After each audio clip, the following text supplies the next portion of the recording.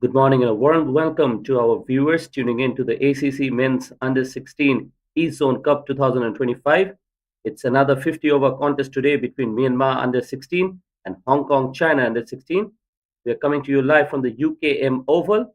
It's a charming cricket ground nestled at the very heart of Malaysia, and it's known for its lush outfield and tidy boundaries. This venue has hosted a number of youth and regional matches, and today it promises yet another exciting chapter. The weather here is slightly overcast. There is cloud covering in the sky and a cool breeze sweeping across the field. Conditions are very ripe for the seamers to find some early movement, which could make batting slightly trickier, especially in the opening overs.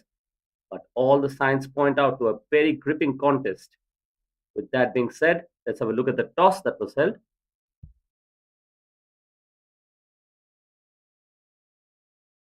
And Myanmar captain is going to spin the coin, and the Hong Kong captain will have a call. So this is head, and this is tail. Okay, so let's go. Wait, catch it nicely. Now, go. Head is the call, and it is tail. Fielding? Okay. So Myanmar won the toss, decided to field.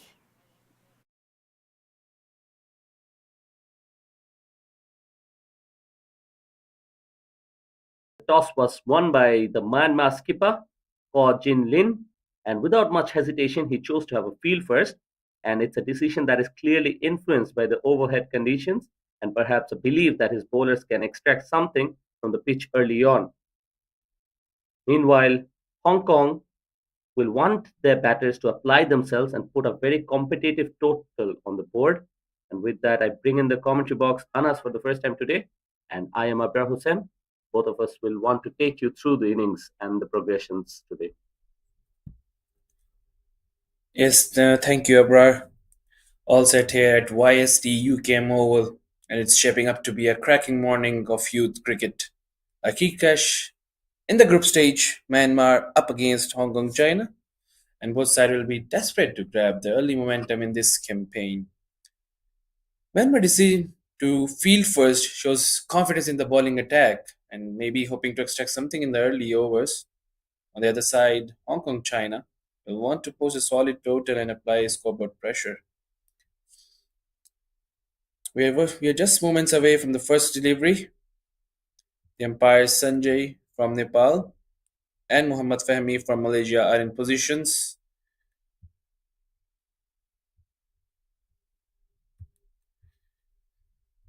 Yes, it promises out to be a very good contest, and especially with the decision of bowling first, we can clearly see that there's a cloud covering, and with the new ball, the seamers can really fancy their chances because we know that can affect the ball. Especially, it allows the faster bowlers to extract some swing. So, I think the ploy here for Myanmar will be to pick up those early wickets, and with that, they can really come into the game. But Hong Kong is known to be a very good batting side. So we are up against a very good bowling attack as well. So very exciting contest to come up.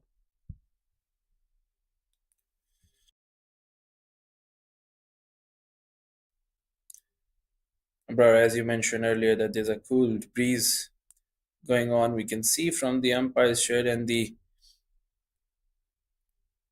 ground staff standing outside the boundaries.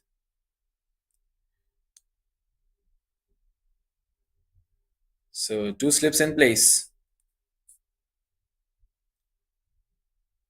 Yes, we are watching the bowler running in to bowl the first delivery. Starts off nicely. Batter plays with soft hands. Strands at the non-striker's end. It's a direct hit. Is it an opportunity at the very first ball? Big moment in the game. Let's have a look at the replay.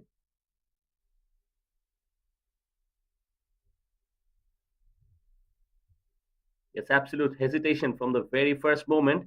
The striker was not interested, but I believe no damage has been done. We're still waiting for confirmation. But as a faster bowler, I believe that the correct way to go about it will be to pitch the ball up, especially to get those extra bit of swing. And perhaps that allows them to pick up that wicket, especially with two slips in play as well. This time guided away on the leg side. That should be easy pickings, and we have the first boundary. So good start, nevertheless, for Hong Kong, China. Yeah, just guiding away the ball from the pads. It was an easy picking by the batsman.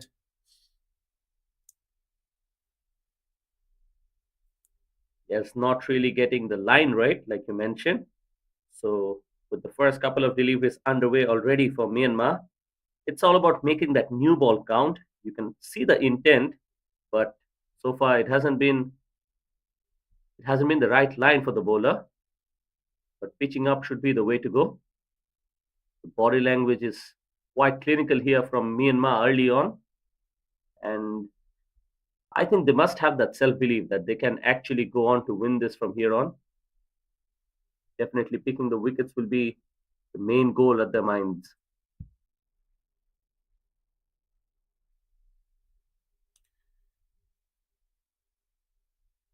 Yes, surely they are very confident in the field. Myanmar side again pulled it away, but this time fielder intercepted. Just a single there. As short a pitch delivery this time, and it's a left hand right hand combination for Hong Kong to start proceedings, but that is why it will be a bit more difficult for the seamers to adjust.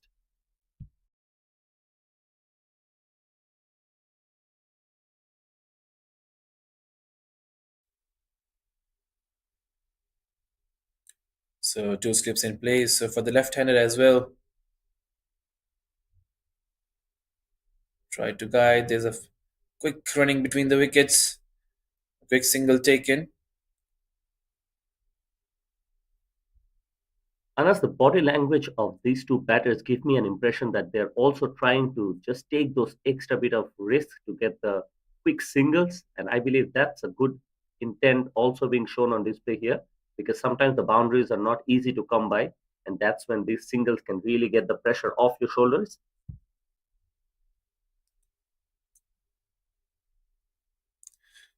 Yes, Abra, you're right there. Let's have a look at the running between the wickets by these two batsmen, Shrey and Krish. They're running really, really well in between the wickets, and with that single, that's the end of over number one. 7 runs on the board for Hong Kong China in the very first over. Looks like they're in a hurry. They really don't want to waste any delivery, and looks like they're charging the bowlers as well the very first over. So the intent is very clear. They want to hit the boundaries. They don't want to waste any delivery. They want to rotate the strike. So good thinking by these two. Yes, we have a very overcast condition out here today, so at the back of their mind, it will definitely play that there are chances of rain here. So perhaps that's another reason why they're just trying to go about it quickly. If perhaps the Duckworth Lewis comes into play, they might just want to have a good score quickly so that they can have a chance later on. But we're talking too far ahead. At this point, definitely Myanmar just is just expected to bowl with some kind of variation as well, maybe some wobble seam or some cross seam deliveries, just to unsettle the batter slightly, because so far the batters have looked very confident. Yes, thick layers of the cloud gathering on the beautiful YSD UKM Oval.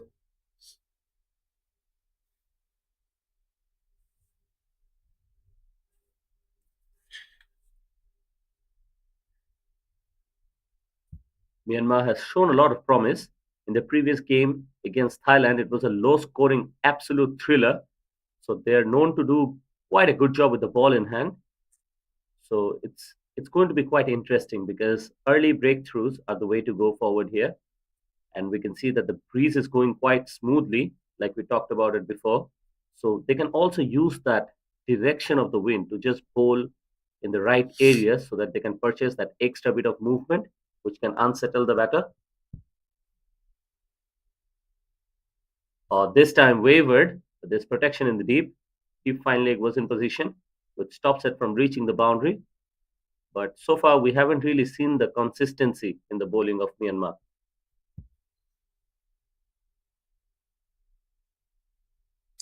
Yeah, there was a freebie, surely, for the batsman. but just a single taken on that delivery. At this position, the bowler needs to just be considered with line and length. That's a better delivery this time. No room for the batter to hit him. Yes, and not exactly every ball has to go to the fence. And these two are showing great awareness between themselves. They're playing with soft hands and they're getting the ones and twos correct. And that might just be the start of a solid foundation because good partnership up top is always the old school way of getting a big score on the board. And with that, that's another wide. So extras will also hurt Myanmar here. So with those singles and these extras, they can keep the scoreboard ticking. And when that loosener presents itself, they can often put that away. And eventually that can allow them to capitalize this power play to the best of their abilities.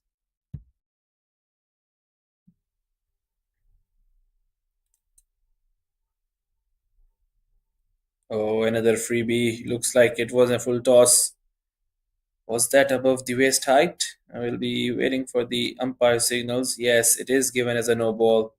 Surely Min needs to be consistent with line and length. It was a second full toss in the over, but this time this was above waist. Min is changing its side. Now he'll be coming over the wicket. It will be a free hit for Shrey. Can he manage to get the boundary? Advanced, hit him to the square leg. One bounce, two bounce to the fielder. Good running between the wickets. We can see, oh, that's a vivid throw. Chance of a run out, but very good running between the wickets. Superb running by these two, not missing even a single run, single opportunity. Yes, after winning the toss, definitely Myanmar hasn't looked like they have settled in with the ball. So far, already 14 on the board with one ball remaining in the second over. And this left hand right hand combination is really bothering Myanmar at this point, we must say, because they're hesitantly running and changing the sides every time a ball is being delivered with those singles. And that's brilliant. Absolutely brilliant. That is exactly what was required. Just pitched outside the off stump. And eventually, the left hander, Krish, had absolutely no clue. Absolutely the best delivery today to pick up that first wicket for Myanmar. No doubt, what a delivery it was. This was always on the cards. Whenever you bowl fuller and to the stumps with a good pace, it's always a good chance of getting the batsman out. Let's have a look at the replay. Angling in this time, a good in swinger. Batsman had no clue there. He wanted to drive. Attempted delivery for the batsman to drive it through the covers, but that was a great delivery. Shrey Nilesh Kumar departed. He made 2 runs out of 4 deliveries. Yes, absolutely. Thin Min was shaping that ball quite beautifully. The batter was ready for that drive, but the ball just nipped back ever so slightly and it shattered the stump. What a delightful sight for that young fast bowler. So Myanmar actually has picked up that wicket that they were looking for, especially that left-hander. It was bothering them, especially with the field changes. Now they have two right-handers out in the middle. They'll be very happy with that.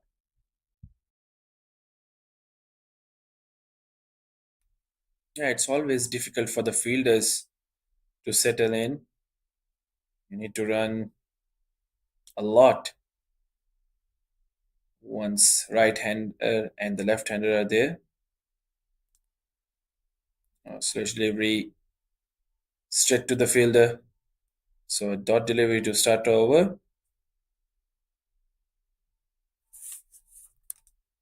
Yes, we still have the two slips in play. The ball is shaping ever so slightly, but I believe that the ploy has to be to attack the stumps. Sokor has done a good job so far in his second. That's pitched slightly outside the off stump. You'd want to be closer to the wicket so that the batter has to go at it every time, because whenever the ball is too far on the offside, they can sometimes just allow it to go past. So that's something they can still work on. So far, we've seen just that little bit of movement, because the breeze can sometimes just swing the ball in the other way as well. Once again, demonstration of those softer hands, but another dot ball. So now finally, Myanmar is slowly creeping into the attack now. With those dot deliveries piling up, it might just be the thing that Myanmar were looking for. Yeah, Krish Bhutani, he really don't like to have dot deliveries under him. Always busy in the field, and that's quick running between the wickets. Superb running by the Hong Kong China batters. Every run counts. Yes, So superb definitely. display of Especially when the faster bowlers are bowling with a lot of discipline, it's always important to get the singles, like you were mentioning, Anas.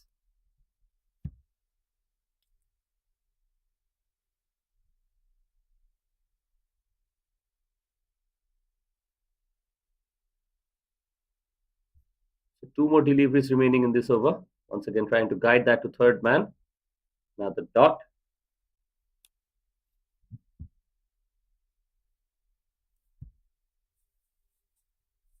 new batsman Veer Mathur. Just faces first delivery in the middle. I still believe the bowler saw he should be attacking the stumps whenever there's a new batsman inside. It's always better to get the wicket, not allowing to settle in. So with that dot delivery, that's the end of over number 3. 15 runs on the board with the loss of 1 wicket for Hong Kong China.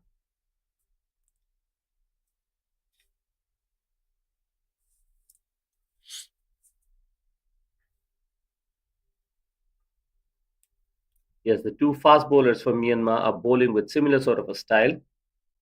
Sawko has already picked up, almost looked like he will pick up a wicket, and Tien Min has picked up that 1 wicket. He's given away just the 7 runs in his first over. So they want to pick up a couple of more wickets to be right back into this game. You can see that the intention from Hong Kong is very clear. They're happy to just rotate the strike whenever the opportunity is presented itself, but they'll also want to keep an eye on the boundaries because once they get those, the pressure really shifts.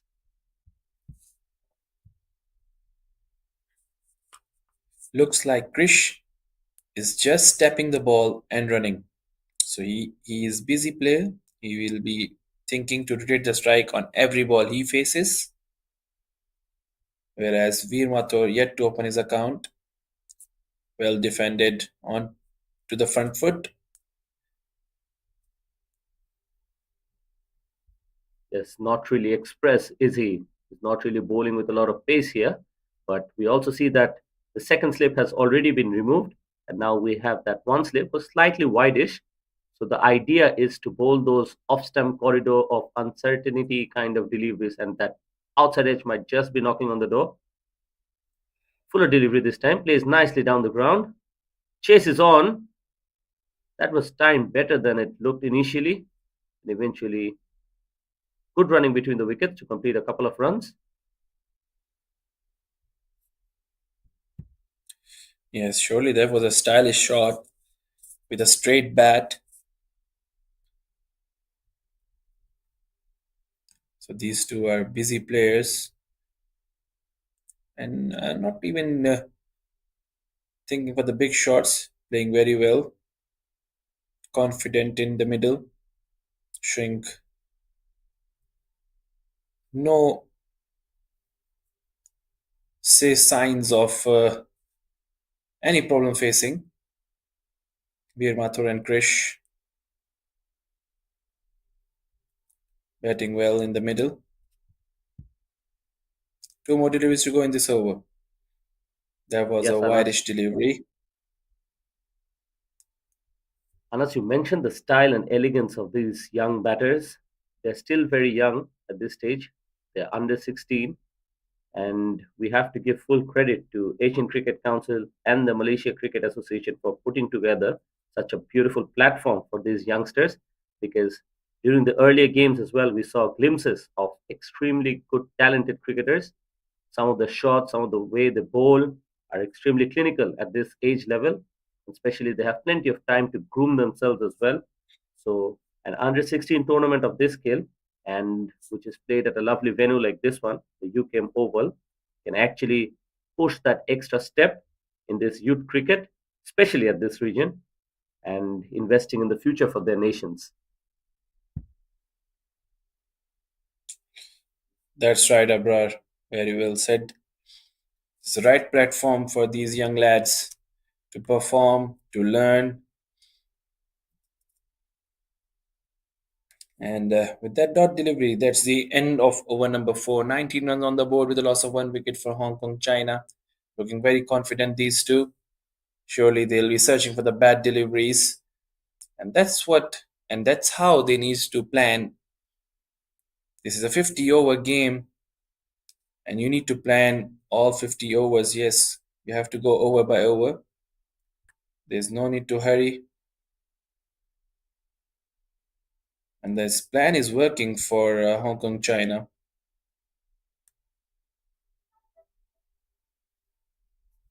Yes, and Tianmen has bowled with a lot of control, so they'll want to replicate something like that from the other side as well. That varying line and length can actually create a little bit of doubt in the batter's mind, but sometimes, especially with two slips in play, consistency outside the off stump can also deliver. Now it seems like the breeze is slightly going off, but I believe that in swingers will be the way to go. So far, we haven't seen many. That one straying down the leg side, easy pickings. Protection in the deep will just keep it down to a single.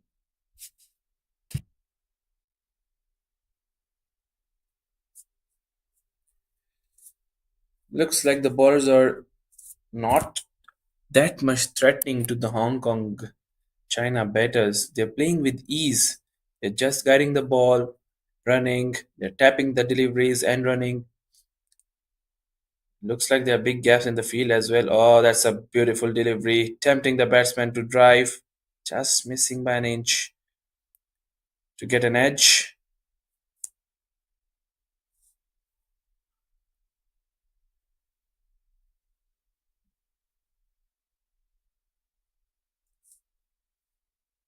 Yes, definitely well bowled. The bowler is trying to replicate exactly that. And on that last occasion, he got a little bit more of carry. And that was a ball that should have been punished, if you ask me. V. Mathur missed out on that one. The ball was wide outside the off stump, and that back foot squarish kind of drive was on it. But eventually, he didn't get the gap. Yeah, V. Mathur tried that ball through the point region, but unfortunately for him, it straight went to the fielder. This time again, tapped the ball and tried to have a single there, but still a dot delivery. One more delivery to go in this over. Soko is bowling very away from the batsman. The bowlers are very wide. The balls are very wide. Surely this gives chance to the batters to throw their arms on it. Oh, that's a beautiful looking drive. Elegant. And with that dot delivery, that's the end of over number 5. Just 20 Definitely, we've runs on seen the some board with a good loss of 1 wicket footballs. for Hong Kong, China.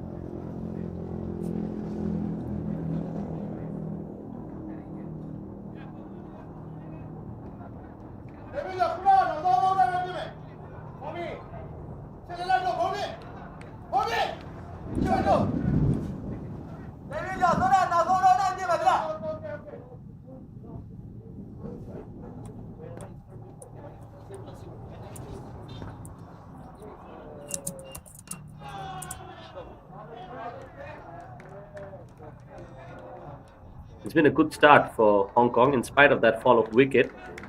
It seems like they have settled in nicely, and it's a 50 over game. But at the end of 5 overs with 20 on the board, you definitely have to say that the wicket has not really bothered them too much, because at this rate they can put on a very good total, which will be quite difficult for Myanmar to be chased. So they definitely need some more wickets up that column. Good effort in the field, quick running between the wickets as well. Yes, as we were saying, that wickets are really crucial at this stage, and so far Anas, you mentioned that they're playing with a lot of confidence, and it doesn't look like the wicket is to come by. They really need to try something different, and just talk us through about what just might be the right way to go about it. Myanmar bowlers needs to attack the stumps and attack and stop the rotation of the strike to put some pressure on as the dot balls are coming more and more. Surely that dot deliveries bring a lot of pressure on the batsman because the scoreboard is not taking up.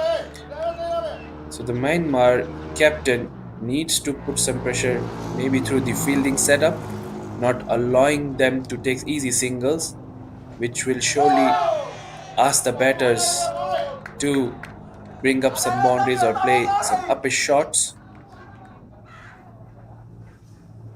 The way to get the Yes, wickets absolutely is spot to on. bring batsmen under pressure. Yes, absolutely spot on with that one because we can see that they have played with softer hands. So perhaps the fielder on the 30-yard circle can definitely step in a few steps, and that's nicely bowled, attacking the stump. And Veer Mathur equally good on that. He can afford to spend a little bit more of time because the score on the board is quite healthy. He's played 14 deliveries now, scored just the 2 runs, but his partner at the other end is batting with a very healthy strike rate. He's gotten 14 of 18 deliveries already. So just about 80 is his strike rate right now. And Tianmen is really trying hard to pick up that wicket. Slip wasn't there. The second slip which he started with, and perhaps that would have gone straight to him, leaving dangerously, but he's getting the runs here.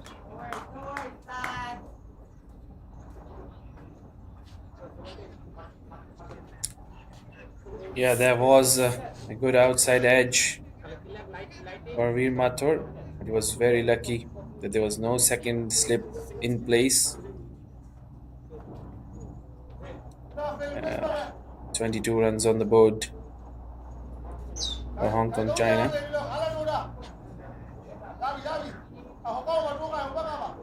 A slow and steady start for Hong Kong, China. Just 3.67 is the run rate.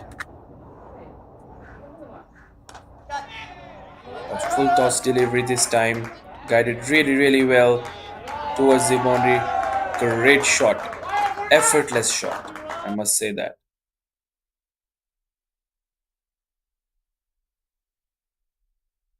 Yes, talk about style. Absolutely glorious. That's a textbook straight drive for four, and he did not really need to have a run for that. Beautiful. Full face of the bat. Head was still, and it was timed to absolute perfection. That's a shot of a player with absolute class. So V Mathur is really showing his class out here today. Yeah, Vimatu started bit slow. He wanted to settle in. He wanted to see the ball and the behavior of the pitch. And then, what a great shot.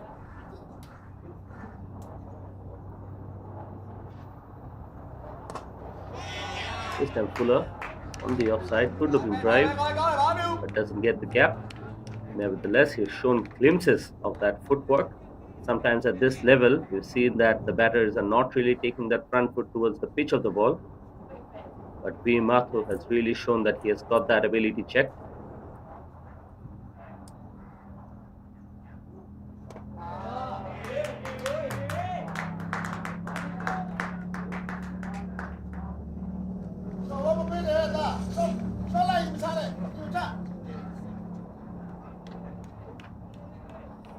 So far, Sawpaw has really struggled for rhythm out here. He hasn't really threatened much, also given away 14 runs. So winning the toss, deciding to have a bowl first, hasn't really favored Myanmar as much as they would have liked. That's a much better delivery. Just trying to get that outside edge. With one more delivery remaining, want to improve his line and length slightly so that B Mathur really tries to have a go at that. Eventually, maybe just pick up that outside edge with two slips in play.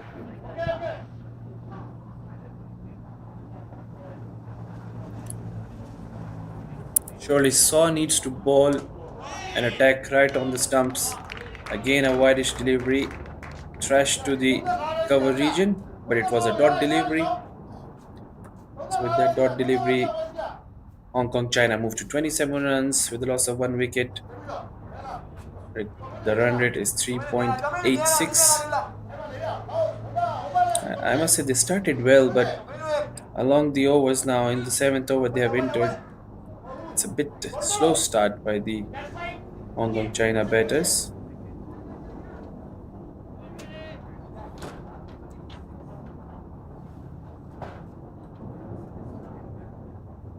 Yes, and the fast bowlers continue from the other end. Once again, slightly on the leg side, and easy pickings really. So with those couple of well-placed boundaries, and with the sharp running between the wickets, it's just what they needed to have that good start. In spite of that early loss, they've rotated quite smartly, and the good thing about these batters has been that they've put the loose balls away.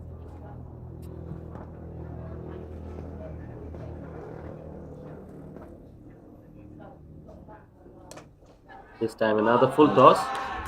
His up is towards the offside. Chase is on for the fielder. Oh, excellent effort. Excellent effort in the deep to keep that.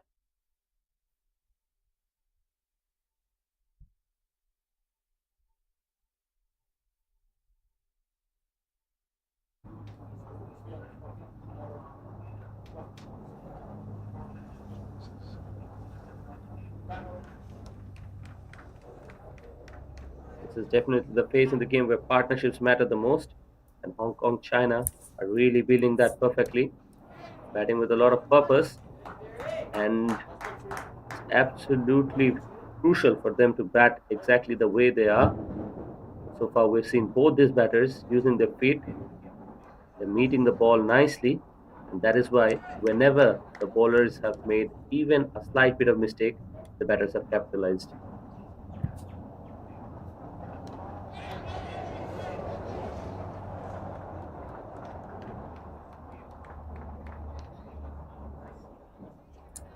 Yes, Sabra, you have mentioned right. Partnerships really matter, and this is a 50 over game. Surely you have a lot of time, a lot of overs to settle in and make runs for your team.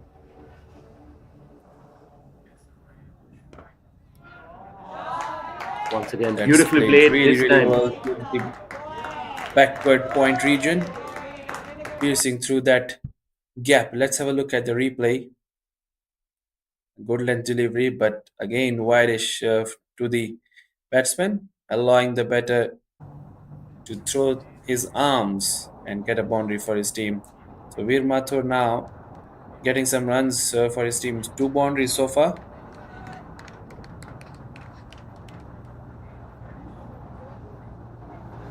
Putting shot to the offside. So the bowler hasn't really benefited from those looseners. Needs to make sure he bowls much better. 8 overs completed, 35 with the loss of one. And we must say that Hong Kong China is definitely cruising at this point in the game.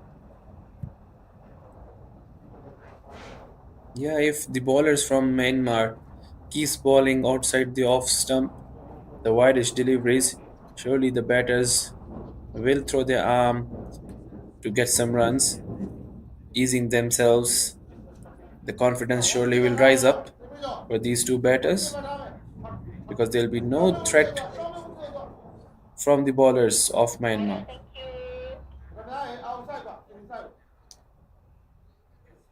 Yes, and just adding to that is that the coaches and the players just want to focus at this level on the right skills to be cemented early on so that develop that technique that can take them deeper into their career. And at this stage, we can see that the batters of Hong Kong China batting with a lot of proper technique. That's been signaled a no ball. That is not something he wanted at this stage because the batters have settled in quite nicely, and the set batter Krish will really want to have a go at that.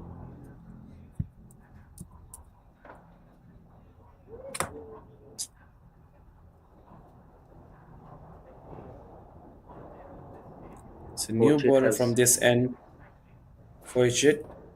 Just ball his one delivery until now. Oh, again, what a great shot this is.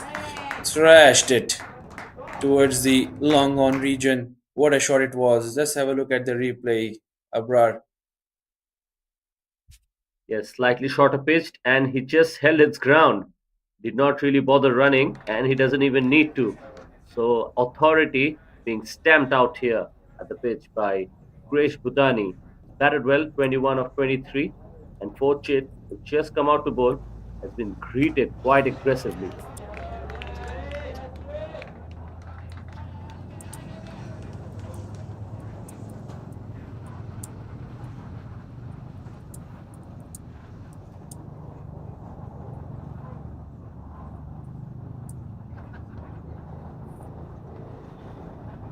Runs have started to flow thick and fast for Hong Kong. Fuller delivery once again, happy to defend.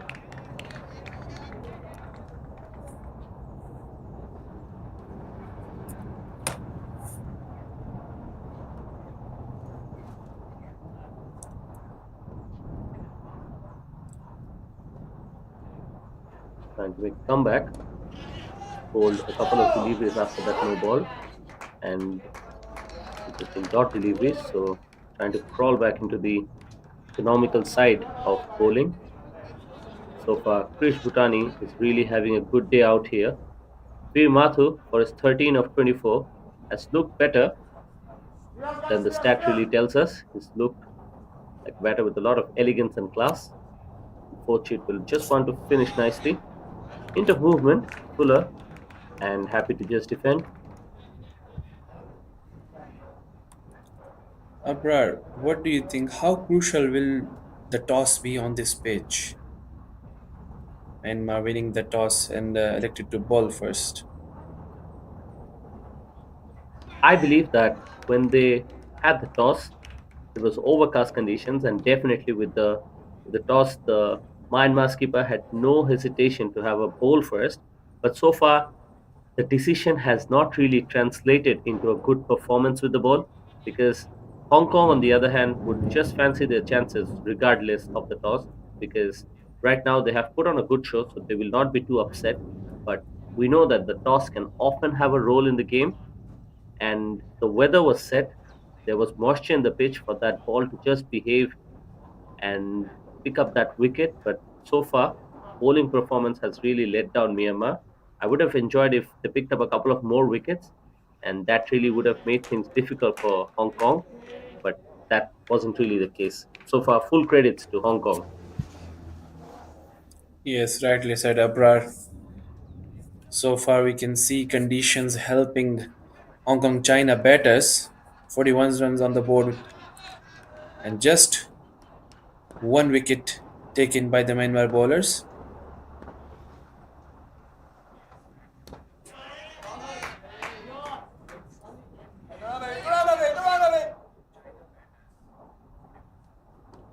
I think the batter slips when he was trying to run for that, and perhaps maybe that was the reason why he couldn't complete that second. But nevertheless, we can see that same story repeating. That is, the bowler was pitching it on the leg stump, and once again, the batter was just happy to pick that off his hips for another easy single. So they haven't really been too disciplined with their bowling. They haven't attacked the stump in a proper fashion, and that is why the scoreboard really can say how well settled these two batters are out there. That's right, Abrar. I think now they need to bring in some spinners. Abrar, would you bring in a spinner at this stage or stick with the pace? Especially at this stage, the ball has started to just show its its its quotation coming off, if I can say that, because the new ball shine doesn't really last that long, and especially we're coming to the end of the power play, two balls remaining. So with the fielding restriction lifted, definitely a change can really turn things nicely for Myanmar because the faster bowlers haven't really been able to settle themselves in. Yes, rightly said, Abrar. We have seen in the previous matches they played on white or chance of a run out, but single taken. So continuing that we have seen in previous matches, Abrar, that in this very venue, YSD UKM Oval, that spinners really work for the teams. They have taken a lot of wickets. Yesterday it was 9 wickets taken between the spinners at this venue, and spinners really help and at this pitch. If it's not working with the pace for Myanmar, the captain of Myanmar needs to think out of the box and bring in the spinners. Maybe put pressure on the batters of Hong Kong China. Yes, you're absolutely right to talk about the history of this ground because both of us know that spin has traditionally helped the skipper to get some wickets early on because there is a little bit of turn often in this pitch for the spinners. And with the power play that is lifted, as we can see, it's really going to be interesting with the introduction of spin. But so far, I think in the attack of Myanmar, they have to ask themselves if they have that quality because here we can see Hong Kong batting in with a lot of authority. So they might have the answer to that as well. But it's always interesting to just change things up slightly and just unsettle the batters. So yes, definitely the introduction of spin would have been interesting, but we're seeing that Pochit here is continuing the bowling.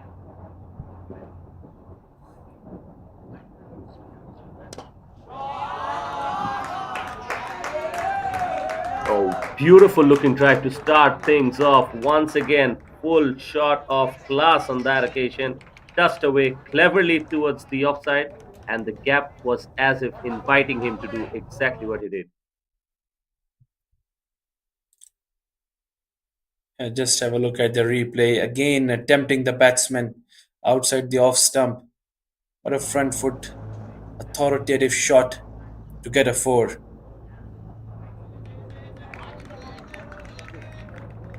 The bowler Foyshit.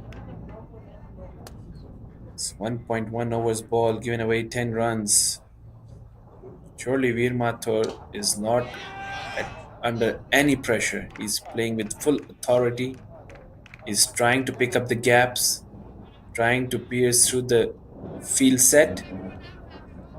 All the fielders are at the 30-yard circle, so it will be easy pickings for these two to at least get the rotation of strike. Yes, Pochit hasn't really troubled Veer Mathur at all. He might be batting with a lower strike rate because he has defended quite a few deliveries. But let me tell you, whenever he's used his feet, he's gotten those boundaries and he's looked absolutely elegant. And you'll be surprised to know that he has actually hit the most boundaries today. He's hit three of them, and all three of them were absolutely delectable looking shots. So you needed someone to just change things up slightly for Myanmar, and it hasn't really has happened. And both these batters have really enjoyed these medium paces coming to them.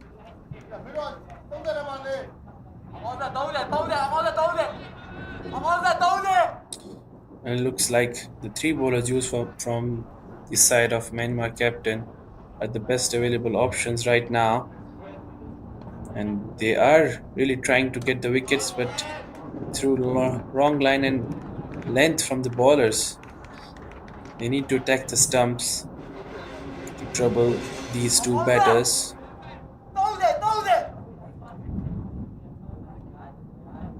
Yes, and definitely another aspect of this game is that cricketing brain, and looks like both these batters are well suited, whether it's pushing for a quick single or sometimes dancing down for that lofted shot. Both of their movement has been very crisp and decisive. So that's something that is very discouraging for this Myanmar bowling attack.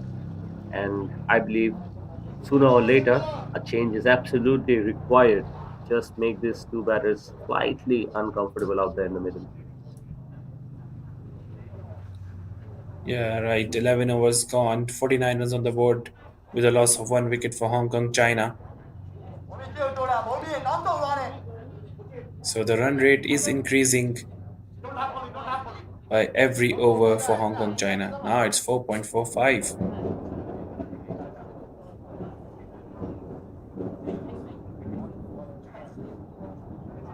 Looks like the skipper is just happy to persist with his faster bowlers, and yet we see the first change in the bowling.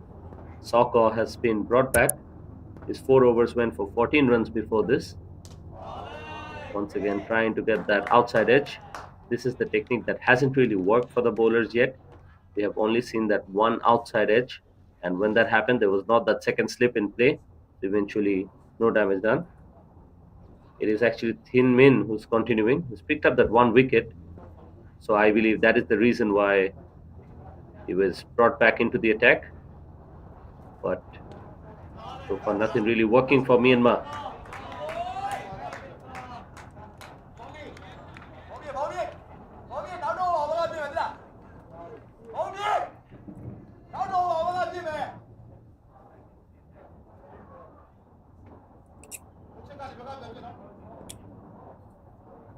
Krish Bhutani have made 24 runs out of 33 deliveries.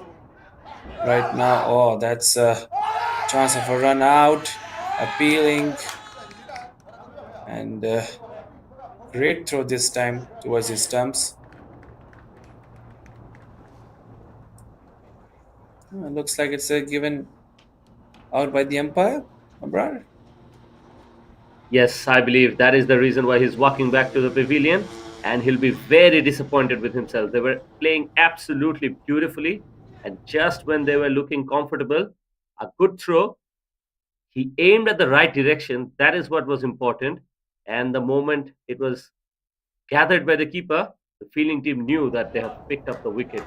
So, a disappointing way to get out, definitely. No batter in the world likes to be run out, but he's played well. He's definitely played well. He was doing his job quite nicely, but they'll have to get their communication right. At this stage, they didn't want that to happen. Yeah, a good display of the ground fielding by the Myanmar fielders, and very good kept by the wicketkeeper as well. It was a very sharp throw and well collected by the wicketkeeper. So credit goes to the keeper as well.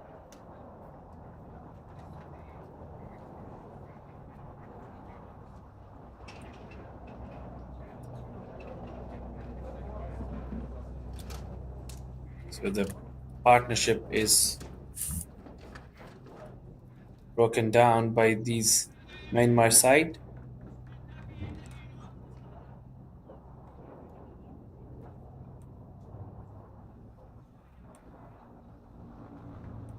Yes, we've often seen that one wicket can bring down another, and that is exactly what will be playing in the mind of Myanmar fast bowler Tien Min. Already picked up a wicket, and with that run out, the morale of the side will be lifted quite nicely now. So they can actually charge in and try to get that stump to stump corridor. Maybe that can allow themselves to pick up that another wicket. So a good partnership was brewing, and for a moment we were wondering if they needed to change things up somewhere to pick up the wicket. Eventually, in the form of run out, they've done exactly that. But as we can see, he's just delivered a wide, so that's not something he would have wanted to do.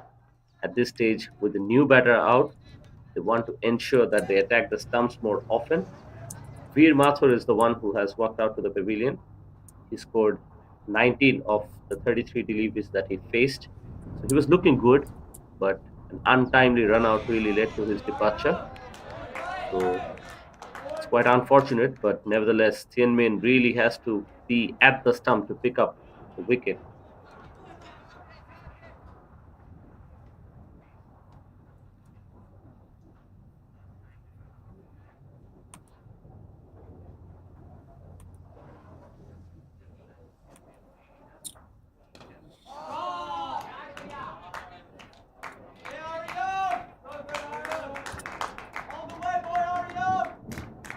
So, Abrar, if you were the captain right now, what would be your next move, considering the fall of wicket just now? Is definitely with the fall of a wicket, I'll straight away bring in my fielders slightly closer. I'll ask them to just walk in with the bowler delivering the ball, and I'll definitely attack with a slip and a short mid wicket to just stop that flow of single, which these two batters are expected to do, especially because they've just come out to bat. They've done exactly that. Let me remind you from the very beginning of this innings. So we know that they are capable of taking those quick singles. So that will be my try. And with that, I'll also try to change things up slightly with change in the bowling and maybe introduce spin. So that is exactly what will be in my mind. But let's see how things proceed here. Rightly said, Abrar, and looks like the Myanmar captain was listening you. Looks like the spinner has come in, and maybe it will be helpful for Myanmar bowlers to get in and get some wicket. It's a very interesting stance against the spinner. Slightly shorter pitch, optimistic appeal. I think that was going over the stumps. But nevertheless, this is a good start for the new bowler. Looks like an off spinner was trying to just take that ball away with a little bit of a pace. Oh, there was an opportunity there. I don't think that the sleep fielder was quite ready for that, and it might just be costly. Should have taken that.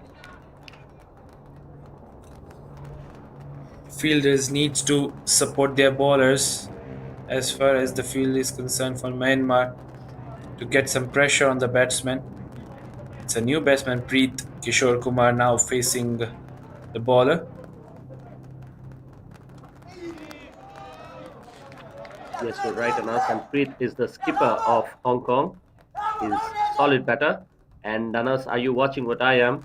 Looks like the drizzle has gotten quite heavy out here at the UKM Oval.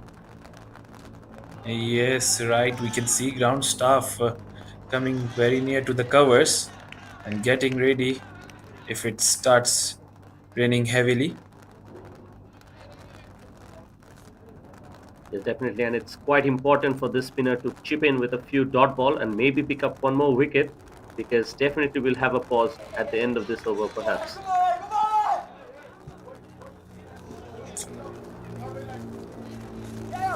This young lad is going through his overs quickly. Faster delivery this time. Just guided towards the mid-on region to get that single. Krish Bhutani. And with that single, that's the end of over number 12. 51 runs on the board with a loss of 2 wickets, Hong Kong, China. I'm still waiting to see if the umpire is deciding upon stop of play because the rain has gotten very heavy. And oh no, just when things were starting to build up nicely, looks like exactly that has happened. The players are walking off, and the umpires have decided to just halt the play for the moment. It looks like it's not too heavy, but it's good enough to just force a pause. So I'll request all my viewers to just stay tuned with us, and we'll update you shortly with the news from the center that whenever the rain pauses, we'll be back with live action. So stay tuned.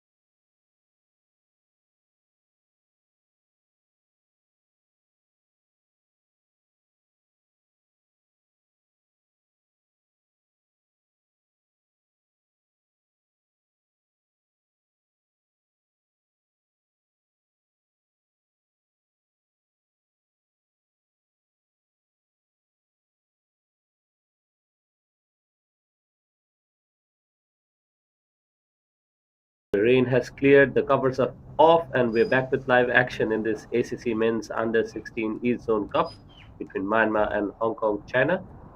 So, due to the rain delay, the match has been reduced to 45 overs per side, and the bowlers can now deliver a maximum of 9 overs each.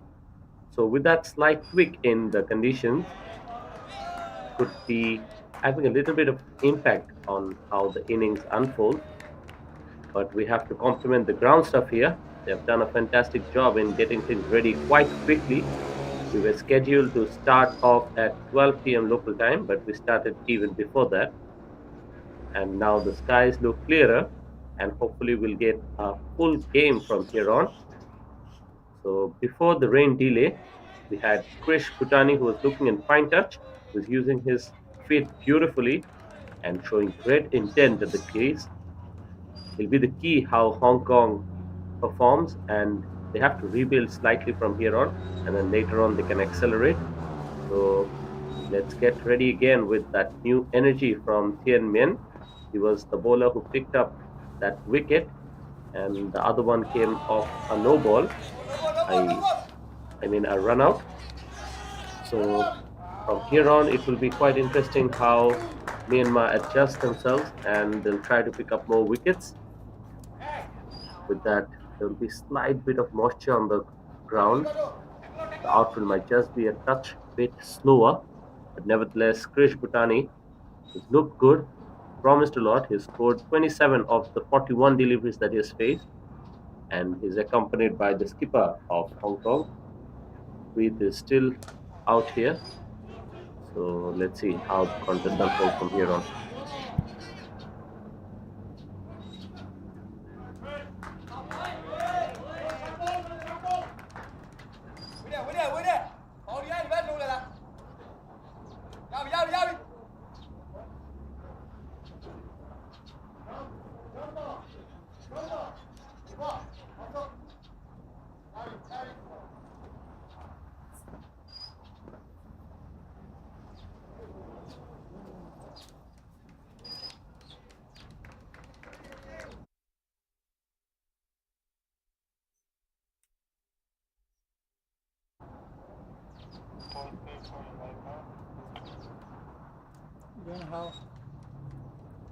So welcome back, Anas.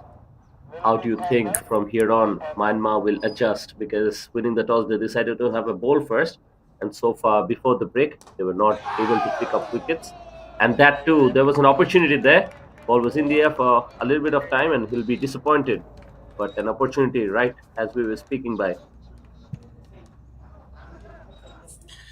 Yeah, surely they need to think out of the box for now to bring some pressure to the batsmen.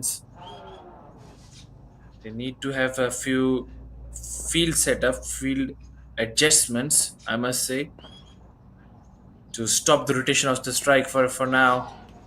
What a shot this was. Right through the extra covers.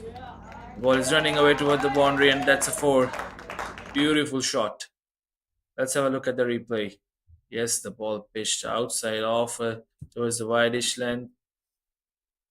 But what a shot. Credit course is the batsman, how he handled that delivery. Beautiful shot. Yes, looks like they are starting off from exactly where they left off. So the momentum was waiting to be taken away by Hong Kong here, and they have done exactly that. Slightly shorter pitch delivery on the off stump, and the batter just obliged. He was waiting for that. Now Krish Bhutani is really getting a move on here.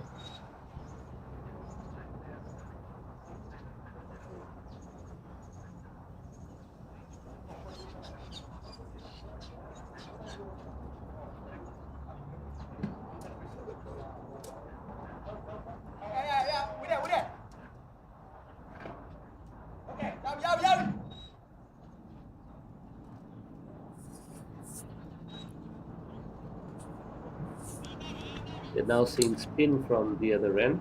Before the break, it was Bjorn Min who was continuing. So now he comes back into the attack.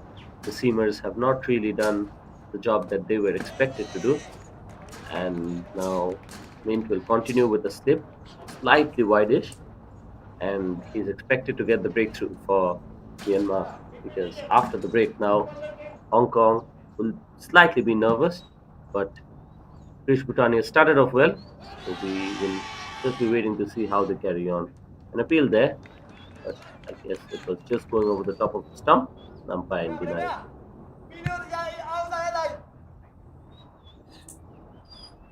Yes, surely they're not liking to play the spinner here. The previous over he has balled good as well. He's varying his pace. Few flight deliveries followed by a faster one. Oh, that's a good delivery again. We can see Krish Bhutani struggling with the spinners. And that's what we were talking about earlier before rain. That they need to introduce the captain of Myanmar need to introduce the spinners to Hong Kong China batsmen. Very well balled and very well cut. Equally fielded well by the fielder there at Backwest Point.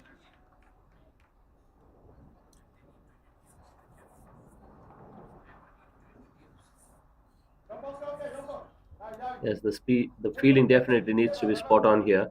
It's a wet outfield because just now we had a little bit of a drizzle here, and sometimes the outfield can be slightly sluggish, but the UKM ground is known for his ability to just come back even after the rain.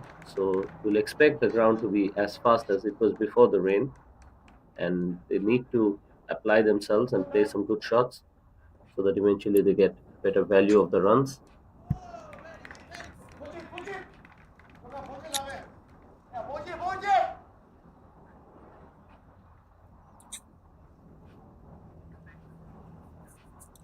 Mint finishes his over here.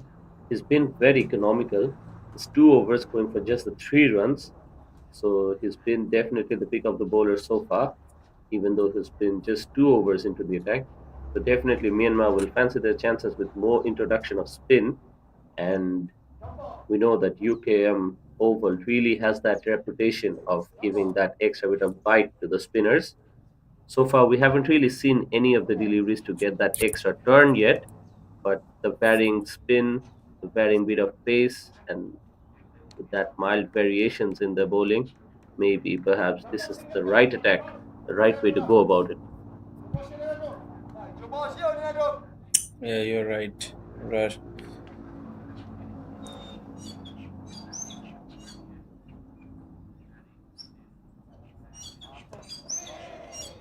Straight to the batsman, attacking the stumps, pitching towards the good length. That's the right line and length you need to attack the stumps.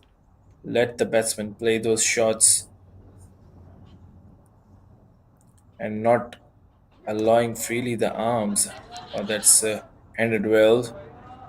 Quick singles, good running between the wickets again. Abrar, if you were the captain right now, what would be your next move?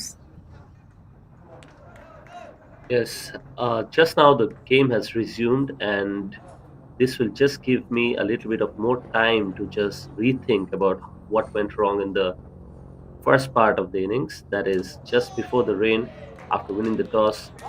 The Myanmar skipper would have liked to capitalize better with the ball, and since that did not happen, now after break, if I was in that shoe, I would have definitely attacked a bit more. I would not allow those free runs. As you can see that down the ground there is plenty of free gaps. There's no short mid wicket either. So a lot of scoring opportunity just by nudging it around. There can be singles on offer. So that's something that I would have changed. And the other thing is the medium pacers did not really come up with any kind of wickets. For Chit, who before this break was the most expensive bowler, has been allowed to just continue. So that's maybe another side that I would have altered because the introduction of spin definitely was applying a little bit of brakes on the scoring rate, and that's something that the skipper of Myanmar really needs to rethink because on this surface, the spin is probably just the way to go. That's right, Abrar. I will totally agree with you on that.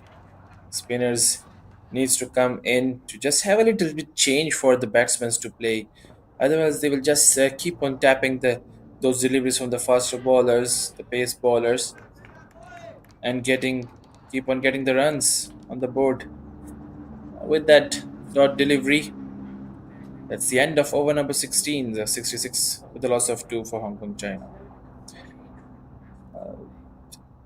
These two batters are playing good after the last wickets fall down. They are still looking confident. No posed threat by the Myanmar bowlers. They are going easy and taking the innings steadily, cruising towards the total they want to finish with. Spinner come back in.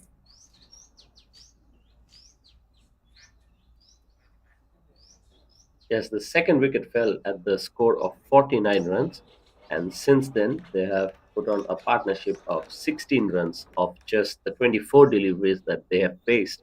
So this partnership is actually turning out to be a very good one because they're batting at a very good run rate as well. They have allowed themselves that extra bit of time, but in spite of that, it's been a good outing for them. So they're applying themselves nicely, and with the introduction of spin now, that is Mint is continuing, they'll just want to just nudge it around and keep getting those singles.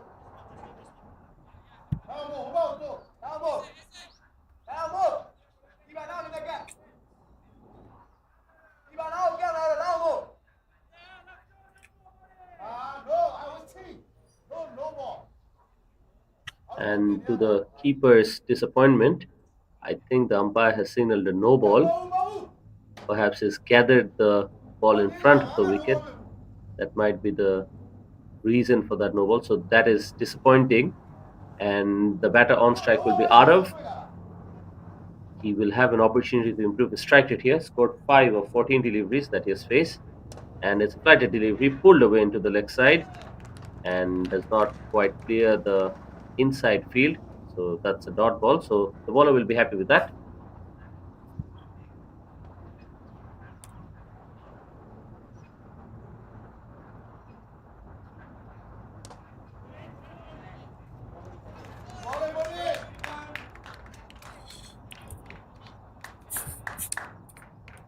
Good bowling by Pony there. He has bowled 2.4 overs until now and just giving away 5 runs. This clearly shows that he is the only bowler creating some trouble for the batsmen of Hong Kong China, but they're playing equally well, the batters. So the bowler Boney needs to attack the stumps.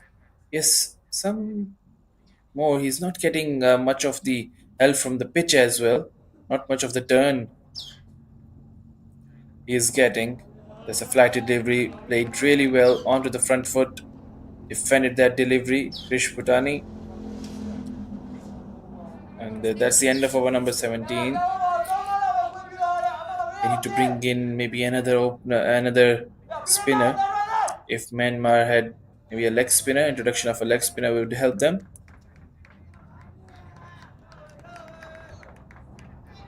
Yes, we'll have to agree with you on the fact that after the rain break, the spinners have actually shown glimpses of wicket taking options. And during the rain, we saw that the pitch was covered, and we know that sometimes the moisture can slightly soften the top layer of the pitch, which makes the ball grippier for the spinners to bowl. So spinners can be given the ball, and then sometimes when they flight the ball, when it lands, the pitch can just offer that extra bit of grip, and maybe the ball can just turn and grip sometimes to make the batter slightly more uncomfortable. But so far, the Myanmar skipper is just happy to continue with a medium pacer from one end and the off spinner from the other. So Pochette is continuing. 3.1 overs went for 17. So it's been slightly on the more expensive side. So he really needs to make a comeback.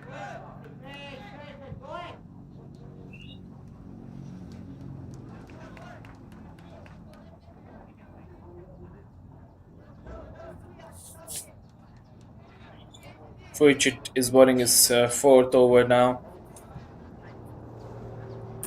Krish Bhutani is faced 55 deliveries, making 39 runs. He's playing really good innings for Hong Kong China there. Very easy looking for Krish there. He is playing very comfortably and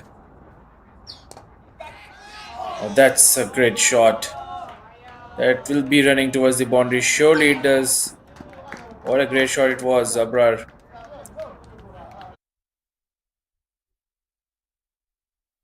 Yes, definitely a sign of authority here. That was short and he dispatched it to perfection. And as you can see that the ball went to the boundary in just about a flash. So we were talking about the outfield.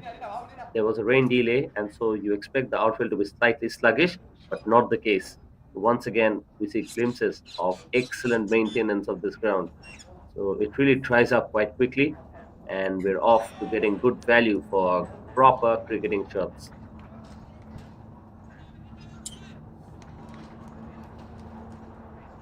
Abrar, previous partnership between Veer Mathur and Krish Bhutani was of 35 runs on 58 deliveries.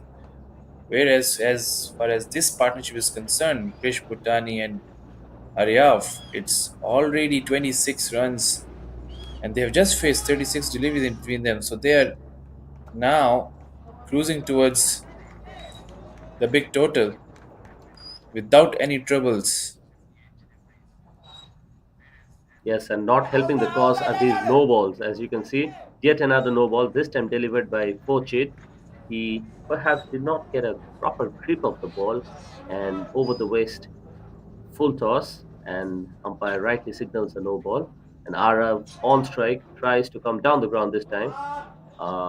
French cut, getting the inside part of the bat, and ball travels all the way to the boundary. Doesn't matter how they come, as long as they keep coming for Aryav. Yes, it's quite frustrating for the bowler. These kind of boundaries, the bowlers are not liking that. It's unfortunate for the bowler, but still, it's a four for Hong Kong, adding a score total for the Hong Kong team.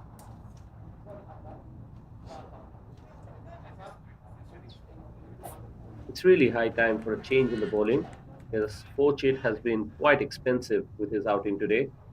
He's looked out of rhythm, and of the four bowlers that were into the attack, he's been the most expensive. So I think the skipper should get a hint. Mint has been bowling well. His 3 overs went for just 6 runs. So just waiting and slightly bemused with the captaincy here that why, in spite of observing that the spinners are doing well, he hasn't brought in a spinner. And that's quite disappointing. Not the best of effort in the field. A good looking drive this time, once again, racing away to the boundary.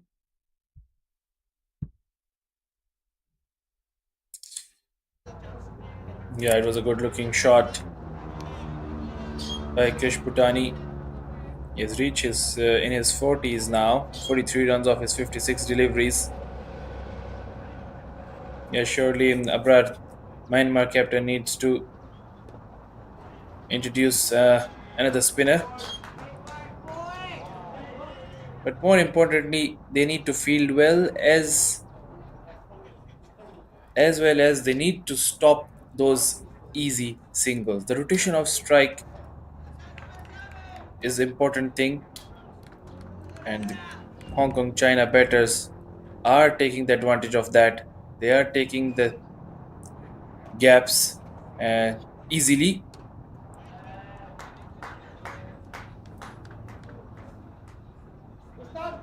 Yes, they can't really let the morale to fall down here. Just after the break, we thought that Myanmar might just come in with a few changes in the tactic, but so far things have not gone right for them. They've been on the expensive side. With the spinner's introduction, it looked better for a while, but now that these two batters have seen how the spinner is behaving, they have also adjusted quite beautifully. And now the scoring rate is on the up, and the momentum is completely with Hong Kong China.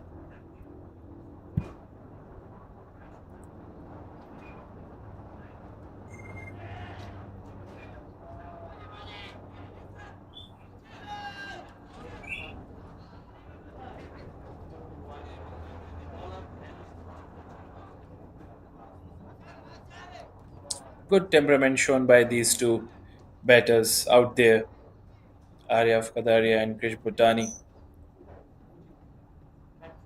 The important thing is that there is intent of making runs, intent of having new things into the batting.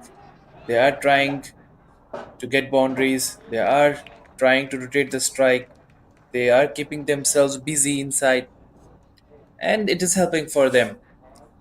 Whereas Myanmar bowlers are concerned, nothing new is being implied there.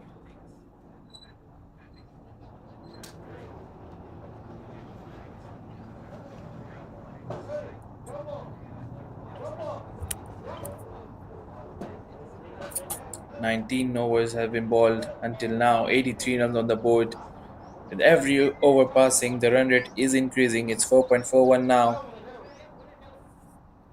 Surely it's not gonna be easy if it's 200 plus score on this pitch for Myanmar to chase it down.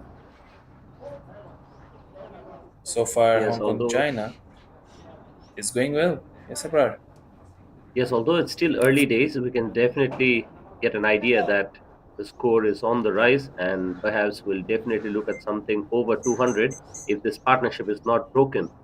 And with the way Krish and Arya were going out about it here, things are looking very difficult for Myanmar. And let me remind you, Myanmar is a good bowling unit compared to what their batting has delivered so far in this tournament. The other day, they were bundled out for a very low total against Thailand, and Hong Kong, China is definitely a very suited side with the ball as well. So they'll definitely want to restrict the scoring rate as soon as possible. And we're seeing the introduction of spin from the other end as well now. Arkar is into the attack, and we see a slight bit of misfield. So it's really the body language of this Myanmar side that is completely down here.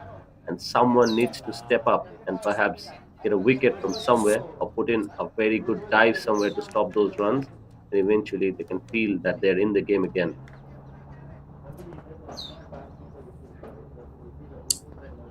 Rightly said.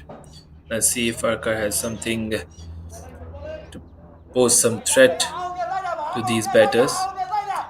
He needs to trouble those batters and break the partnership for his team to stop the flow of the runs. Right now, Krish is very confident. Oh, that's a full toss delivery, thrash towards the long on, one bounce to the fielder. Just a single taken on that delivery. My bowlers are giving quite a lot of full toss deliveries. I must call those deliveries as freebies, as you can put those deliveries anywhere in the ground. Yes, a good thing for Krish is that he never tries to overhit the ball. Whenever he's out there, he looks like he wants to use the crease to as much as possible. And the way he has handled both pace and spin, and he looks like he has that signature footwork. And it's been a treat to watch, definitely. Chris Bhutani has looked very good, just five shy of his half century. And Aryav has also partnered well, scored 11 already. So 20 overs have been completed with that single. Score on the board is 86 with a loss of 2. And from somewhere, Myanmar definitely need to pick up a wicket. Otherwise, they're just losing the grip of this match. Surely, the more time the batters spend inside the ground, inside the field, it will be easier and easier for the batters to score runs, as they have spent a lot of times and they'll know all the bowlers until then.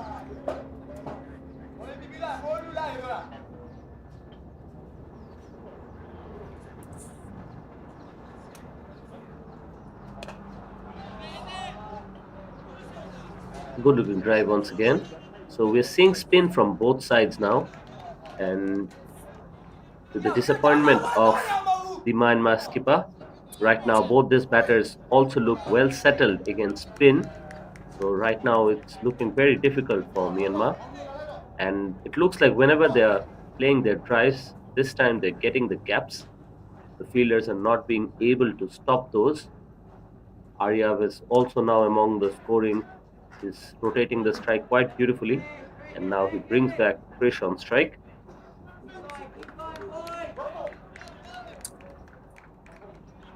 That's right. I was thinking Boney Mint is the only bowler posing some kind of threat on the Hong Kong China batters. He has bowled 4.2 overs, just giving away 14 runs. And now I'm thinking that they're just playing him cautiously and they're not overhitting him. That's a good part about the Hong Kong batters. They're not pushing hard. They know that it's a 50-over game. It's just 20 overs ball. More than half of the game is still left. So they are only waiting for the bad deliveries. Like, oh, that's a well defended shot there onto the front foot and defended that. So they're just waiting for the bad deliveries and trying to open their arms when the bowler is outside off and there's a room. You can see Aryav Khadaria even playing very sensibly there and supporting this partnership. He's faced 30 deliveries and made 13 runs out of it. So a good partnership going on and a sensible cricket being played.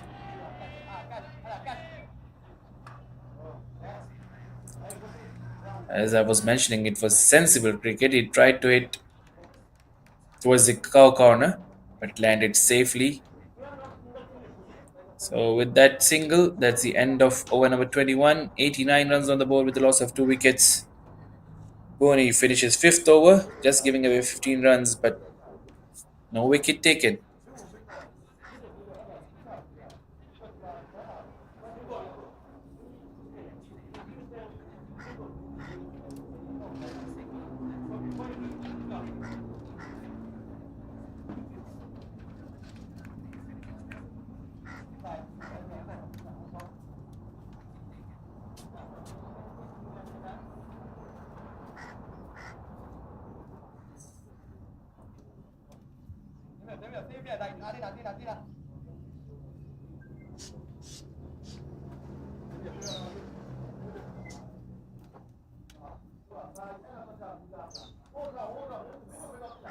Now you can see that all the fielders are just turning inside the 30-yard circle, are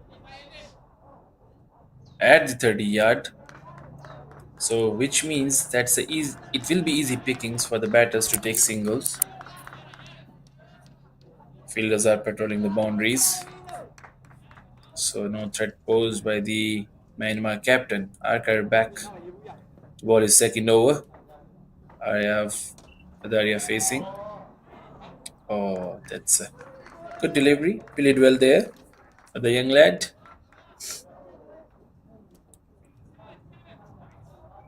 As they're still trying to find that one magic delivery to pick up that wicket, and Krish Bhutan is just one shot away from his milestone. He's eyeing the field. He knows exactly where the fielders are, and Aka is not really turning the ball. This one pitches outside the off stump. Once again, he tries that beautifully, and he's happy to just go off strike. So once again, not really posing any kind of threat. It looks like both these batters know exactly what's coming to them.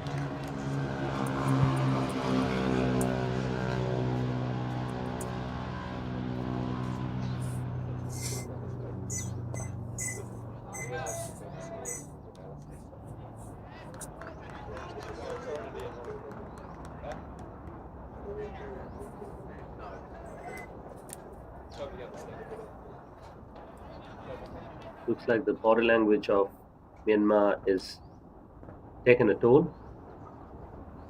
Aryav is on strike. He's already attempted that one big shot, but he hasn't really had the necessity to go after the bowling because they know that this is in a good partnership so far. The run rate is well over 4. and we know that if they can set a target beyond 200, it's going to be very difficult for Myanmar. So they're just happy to just have a watchful mind when it comes to some good balls. And whenever that opportunity of a loosener arrives, they will be happy to just capitalize on that. Once again, an economical over from the spinner comes to an end. So 22 have been completed, 92 with the loss of 2.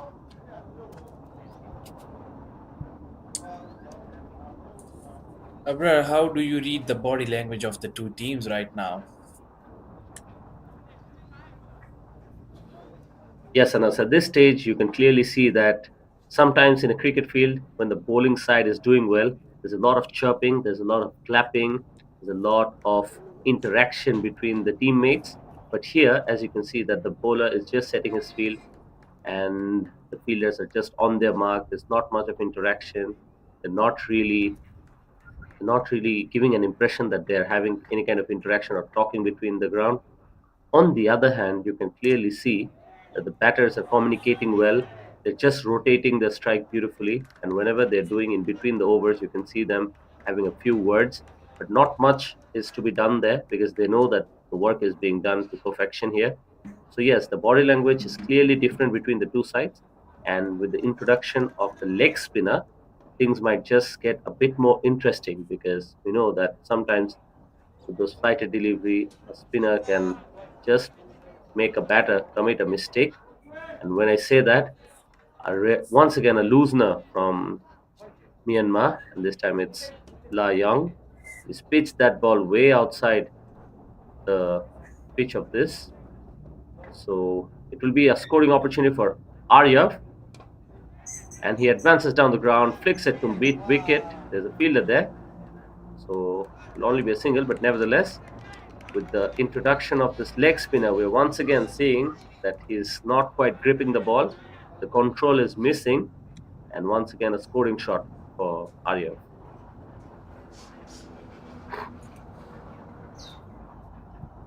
That's right, maybe this leg spinner can pose some threat on the batsman. And due to the moisture, maybe he has balled that no ball out of the pitch. And maybe he can gather himself and ball the good deliveries. Oh, that's the delivery. The wrong one. Straight to the leg stump. What a delivery it was. The leg spinner worked for Myanmar, taking the prize wicket of Arya Kadaria. Have a look at the replay. Yes, Myanmar will definitely take that.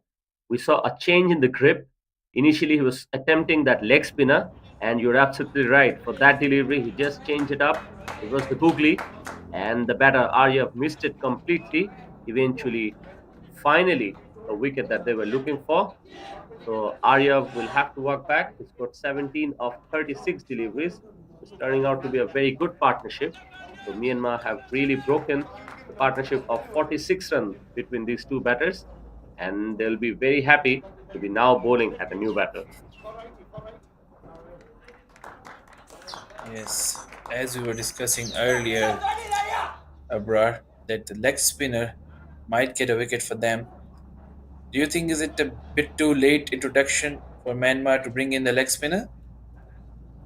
Yes, definitely, absolutely spot on there. Because I thought that Bone Mint and Arkar were actually bowling well. We've seen 7 overs between the spinners, but it was that middle phase when we saw that Pochit was brought back into the attack, especially after that drinks break, when we had that rain delay as well. So I was quite surprised that he was given a few overs when before that break he was not really on that mark. He was not really bowling economically. So that was the surprising part for me. But nevertheless, we're still quite deep in this game. We have many overs remaining. So perhaps Myanmar can just pick up the note from here on, and then one brings another. If that's the story, then we can see them crawling back into this game. One more story from here on will be that now they have a left hand right hand combination, and we've seen that Myanmar struggle with that kind of batting. We'll have to wait and watch how they go about it from here.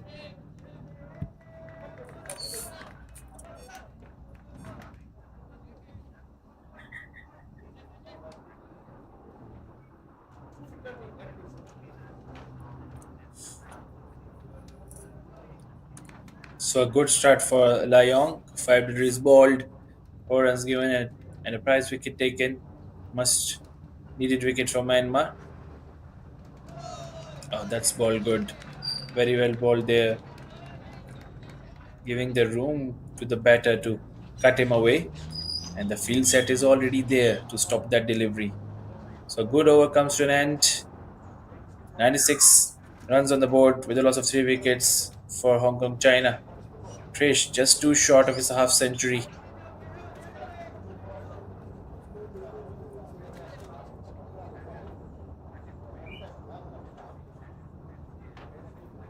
Ryan's, the left-hand batsman, has just walked out to the middle, and the first ball that he has faced was slightly on the offside, but as you can see, that he used his feet quite beautifully. He rocked back onto the back foot and cut that one quite nicely. So even though he just came out to bat, he's once again showing that this Hong Kong lineup has all the batters who really focus on technique a lot. And he's back on strike. And let's see if he just elaborates my point further. He'll be facing the spinner. So he has slightly bit of an open stance, but I really get an impression that he might be one such batter with such good technique as well.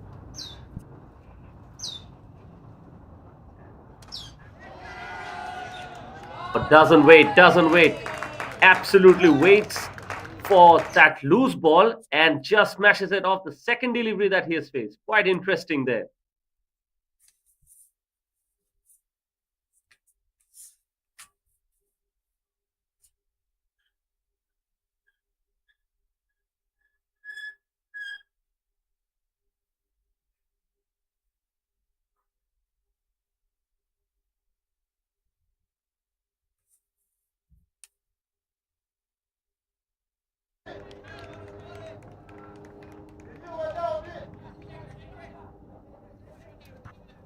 Intent on display from the left-hander. We're talking about his batting technique, but looks like he's come out here with a different plan in mind. Just saw an opportunity and right away went after it. So Rian Sharma has really taken a little bit of pressure and responsibility off the shoulder of Krish. He's on strike right now. Rocks back, plays a nice forward shot, and that will result in another single. This is good batting. So no pressure really building on Hong Kong in spite of that wicket, and Arkar has been greeted with a big shot.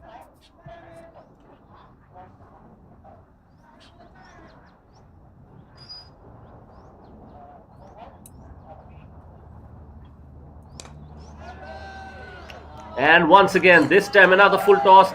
Lots of power on display this time with that one. And once again, it's that man, Rian Sharma, who's hit another maximum. Those are the freebies for the batters like Rian Sharma. He's not holding himself back. He will find those bad deliveries and send it away out of the boundary. So good start by Rian Sharma. Just faced 4 deliveries, and you can see out of those 4 deliveries, 2 were sixes. Yes, and to add salt to the wound, I believe that was signaled a free hit. So let's see if he can go for another one. Oh, he tried to advance down, but because of that, I believe the ball just went slightly underneath his hitting zone. Finally, a dot ball.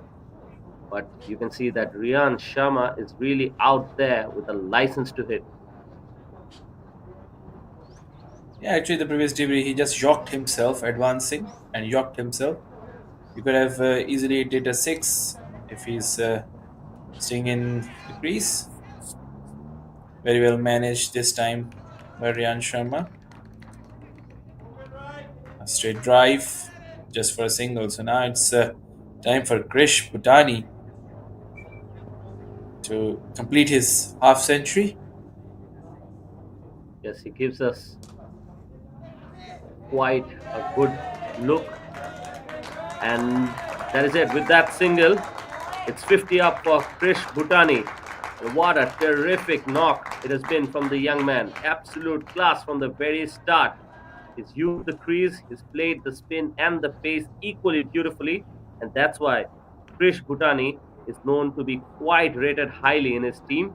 He's calm under the pressure, he's technically very, very sharp, and he has real presence out there in the crease.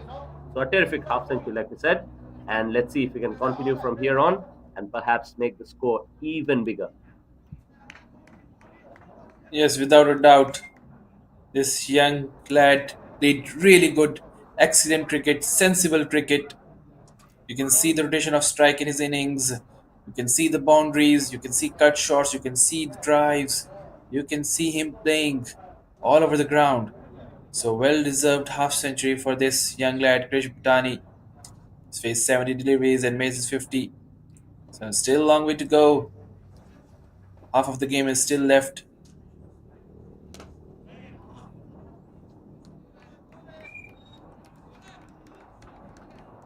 I think Krish Bhutani here will just try to get a single and bring Riyant Sharma now on strike because the left-hander can really target this leg spinner. Missed out on that one. An appeal there. Quite optimistic if you ask me.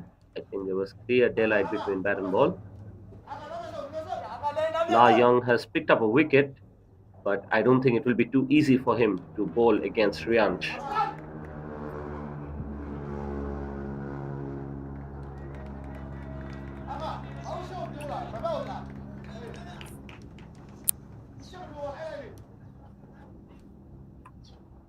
Krish Bhutani now just have to rotate the strike. Oh, that's just one bounce with the fielder. We have seen in international cricket abroad that as soon as the player reaches a half century mark, they tend to lose the concentration they were playing with. What do you think on that? Yes, definitely. He's a young man, but he's showing a lot of promise. What you said is something that we have very often seen in all forms of the game. That sometimes, right after you pick up a milestone, you sometimes lose that focus that you were batting with, and eventually can play a rash shot and lose your wicket in the process. But so far, we've seen that Krish Bhutani is batting with a lot of maturity for his age, and it looks like he wants to carry on. But what we're seeing from Rianch is clearly quite something because he just came out to bat, and we know that a fresh batter can sometimes take some time to settle in. Shorter pitch delivery once again from the spinner, and it is that man, Rian Sharma, who dispatches it over the leg side for another maximum. What a shot it was. Have a look at the replay. La Young tried to change and a bowler off spinner, but Ryan Sharma has all the plans to hit it out of the park. Yes, this is exactly This what we are young talking lad about. is very strong. Now he Yes, wants to leg hit out of the spin. park. Yes, leg spin against the left-hander would be very difficult, and we see a drop catch that really can cost Myanmar at this stage because it's Rian Sharma who's really taken a liking of this spin attack, and clearly an opportunity goes begging here. Oh, that's quite unfortunate. This could have been taken. It wasn't that difficult catch. And a player like Ryan Sharma, you can't drop him.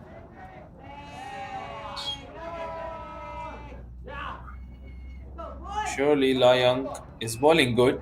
He could have got the second wicket.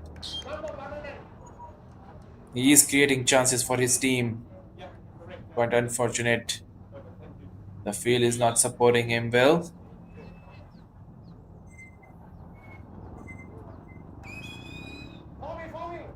So This is half why of the we talk about game the body is done. language. 25 overs gone. 127 runs on the board with a loss of 3 wickets.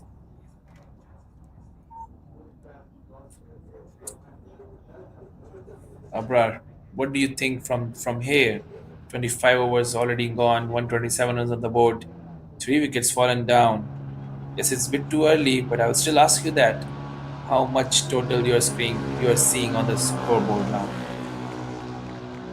With a set batter in Krish Bhutani, who scored 50 in just about 70 deliveries, And with Rian Sharma hitting the way he is, I think definitely around 220 to 250 is on the card. But you can never really be sure about it, because sometimes if a bowler can pick up a couple of wickets in between, then it can bring the bowling side right back into the game. But I reckon from here on, at least we're looking at 220. Rightly said. If they keep on playing with this run rate, surely they will pass 220 runs mark.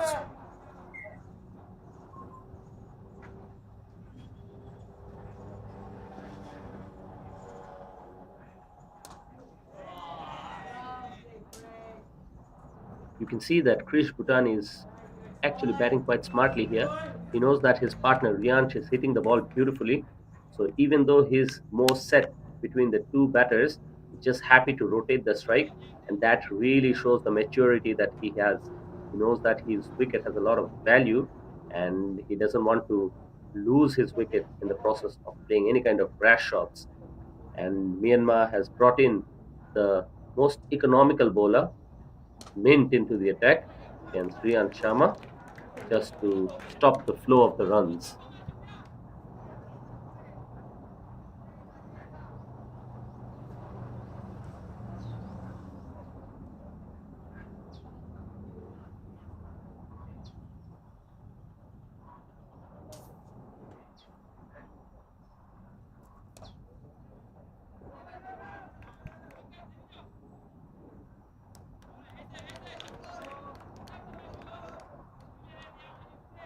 Wanted to have a go at that non-strikers end, but the field did not really get a direct hit.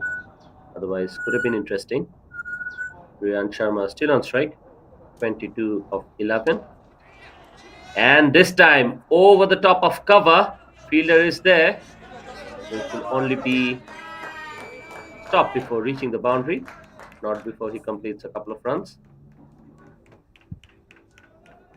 Looks like Riyan Sharma is enjoying his time out there.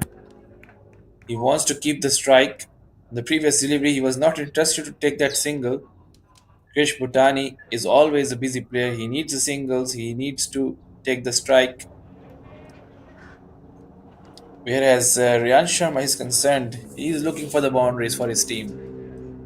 He's looking for the quick runs for his team.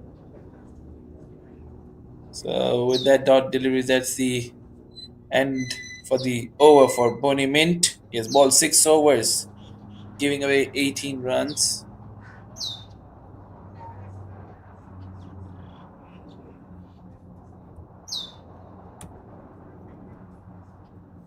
The current partnership is of 31 runs of just 22 deliveries. So they're playing good at this moment. Riyan Sharma is looking very, very good, very, very confident, which is why now the captain of Myanmar is introducing a pacer.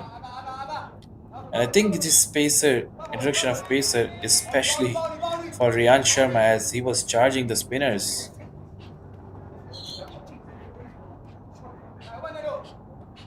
Yes, I think that's a tactical decision made by the skipper, because Rian Sharma was just waiting against the spinners, and whenever it was in that arc, he went after it. But on the other hand, the non-striker Krish Bhutani, who's now playing against the faster bowler, has looked very confident against fast bowling throughout his innings. So it is still very difficult for Myanmar to just adjust to these two batters, because one likes a fast bowler and the other likes spin. Quite interesting.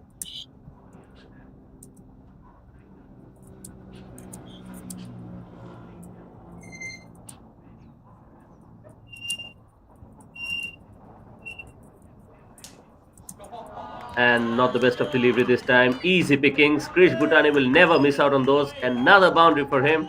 And not really happening for Myanmar, is it?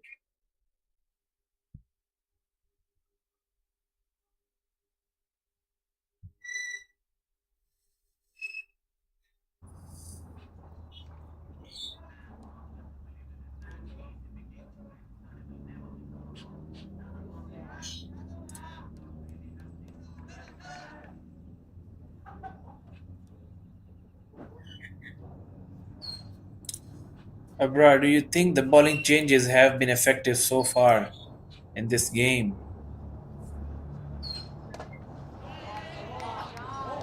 Yes, Anas, you're right to point that out.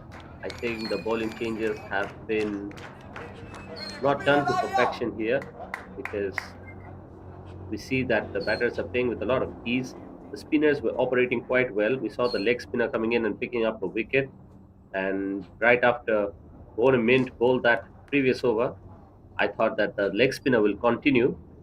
But against this left hand batsman, the skipper of Myanmar decided to bring in the seamer. And you expected some consistency from him, but he has given away quite a few looseners from the very beginning of this innings. And we saw exactly that happening here on as well. So I don't really think it has worked for Myanmar the way they wanted. And as you can see, once again, another white ball. And Riansh will feel that he missed out on that one rather, because if he got any kind of bat on that, that was another boundary.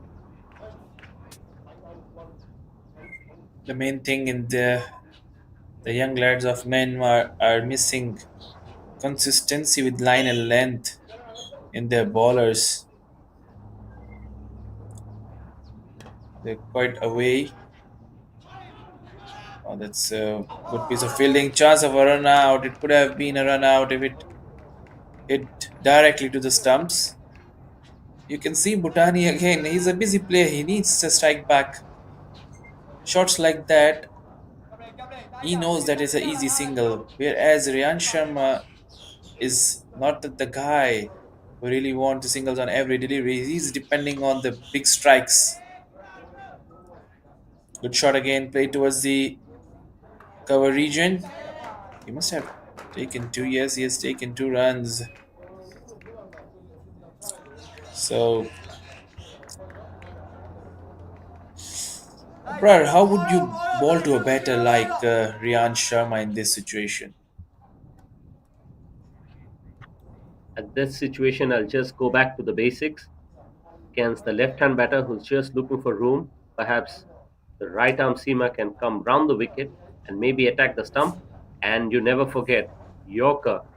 Yorkers are the magic. And just when I say that, he's attempted that, and look what has happened. Riyan Sharma has to walk back to the pavilion. He's cleaned him up with just that delivery. You're right, Abrar. Let's have a look at the replay. As you were just talking about that, he actually yoked himself as well. So, do you think it's a commentator curse? You believe in that? If it's anything that you have definitely brought me into this, because we were just talking about how well he's batting, and then just the time when you mentioned, we started talking about the Yorker getting the batters, and that is exactly what has happened. And you're right about it. He definitely yoked himself by advancing down the wicket. But nevertheless, we can take nothing away from that delivery because the thought process was correct. We saw that the batter was looking for that room, but eventually the bowler pitched it full, and eventually when the batter missed, he has hit. Yes, rightly said. Higher runs you want to take, you want to take the boundary, you want to hit the six. Ryan Sharma, as he's concerned, surely there's a risk as well of getting out, and that's what happened with him. He was advancing. Yeah, the credit goes to the bowler as well. He think well at that situation that he was advancing just one step ahead and he yoked him. So a good ball by the bowler as well.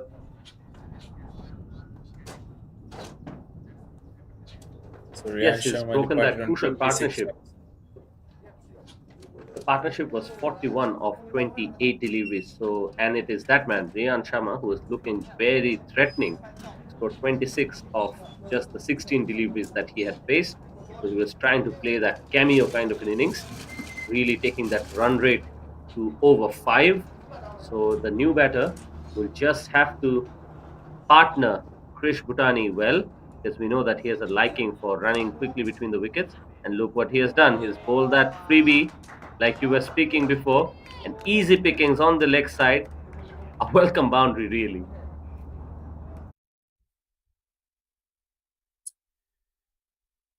Surely that's easy pickings. A gift to the batsman. And the batsman like Bhutani, he'll be happy to take those. Always happy to take those. He has been for a long time in the middle, and surely it's very easy for him. Yes, and to add salt to the wound, he's batting on a free hit, and looks like the bowler completely forgot about it. He was appealing for the LBW. Nevertheless, he's quickly moved on to 64, really getting a move on here. Looks effortless in his approach, and you never can tell truly that when he's getting the runs and where he's getting those. He's hit six boundaries already, and he's really comfortable out there. Oh, Oh, look he's what has bowled him. happened now.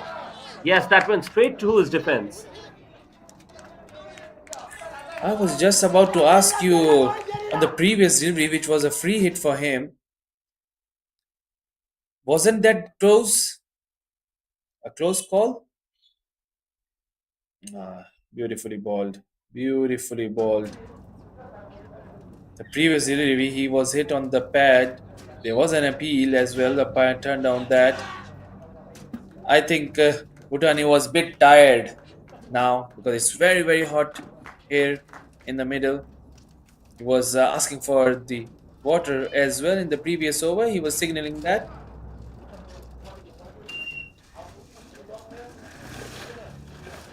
Yes, Bhutani really needed to be out there nevertheless because he was batting well. He was the set batter. At the start of the innings, he came out to bat as an opener and he really carried it down until this very delivery. But you got to give credit to this bowler. That particular delivery was swinging back in, and at this stage, the ball is not new anymore. So, full credit to him to extract that kind of swing and eventually landed in the perfect area. And once again, it's the Yorker which has given that wicket to Myanmar. And now they can tell themselves that they are well and truly back into this game because now they've picked up the wickets of both set batters. And let me remind you, Preet has walked out to the middle. Preet Kishore Kumar is the captain of Hong Kong, so he has his work cut off here. And now the fast bowler is running in with his tails up, so it will be very interesting to see if they can really pick up one more and push Hong Kong on the back foot. Surely. Well said, Abrar. What kind of a game plan would you recommend for this pair? Consolidate or counter attack? With the way Myanmar is coming in, they can really watch it off in this over at least, and maybe allow themselves a couple of overs to just settle in because we've seen one thing from Myanmar that even though they have bowled a few very good deliveries that were quite unplayable, occasionally they have given no balls, they've bowled a few wide deliveries, sometimes they have straight down the leg side. So eventually the batters are sure to get some scoring deliveries. So whenever the ball is pitched fuller, they can just afford to watch it off, and then eventually whenever a free ball arrives, they can capitalize. So that shall just be what I think is the way to go. That's right, Abrar. Two new batters in the middle now. Wint is bowling his first over. He has conceded 6 runs out of 4 deliveries. And is bowling better. Good line and length. But still, these two batters are confident. We can see the body language of these two batters inside. They're not holding themselves back or defending the deliveries just to keep their wicket and just to make themselves play the long game. Surely they will be rotating a strike. Oh, that's very well played. Waited for the ball. A late cut and a single. So even though the wickets have fallen down, we see previously as well that the batsman who is coming in newly have no pressure on himself.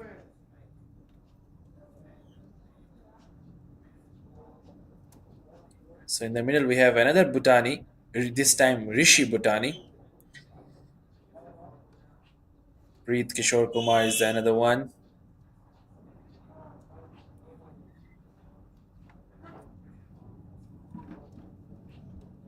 I think that was a good over from Win.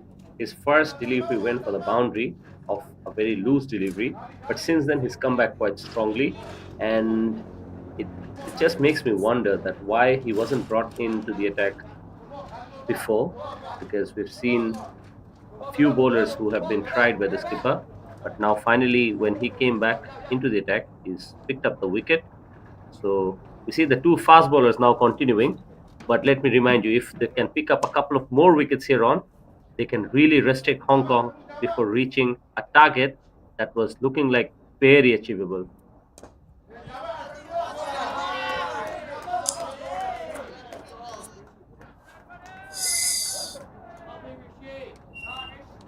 And once again, the same issue, just when we speak about creating pressure, a loose delivery, a full toss outside the off stump and cut away beautifully towards the offside. And once again, the new batter is allowed a boundary. Surely deliveries like that will give a lot of confidence to the new batters. As soon as a boundary comes for the batter, you become more confident. You become more aware of the situation. You become more aware of the pitch because the runs give you confidence.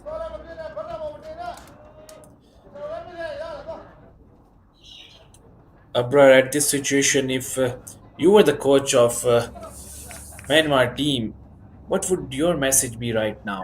At considering this situation, now 5 wickets down. At this point, especially with two new batters out there in the middle, my suggestion would be simply to just go about it just the way they were before. That is to attack the stumps, mix the speed, especially of the ball, and maybe just get that Yorker right. Because whenever a new batter is out here, it's never easy for them to just defend because sometimes the nerves are still there.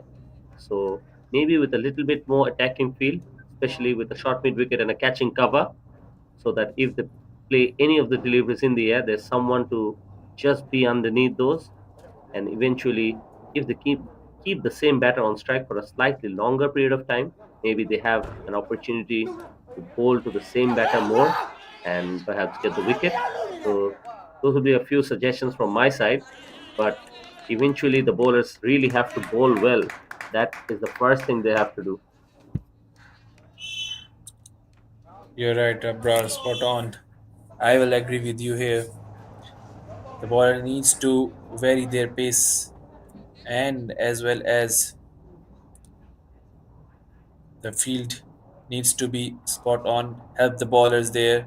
Take the catches. Oh, that's very well ball. This time a Yorker. And not to the stumps.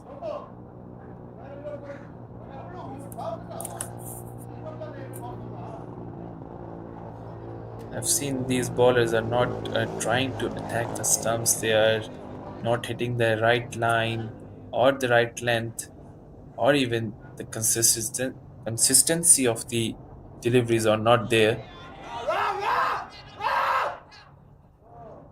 Fielded well. Stop the signal there. So with that dot delivery, that's the end of over number 29. 154 runs on the board with a loss of 5 wickets.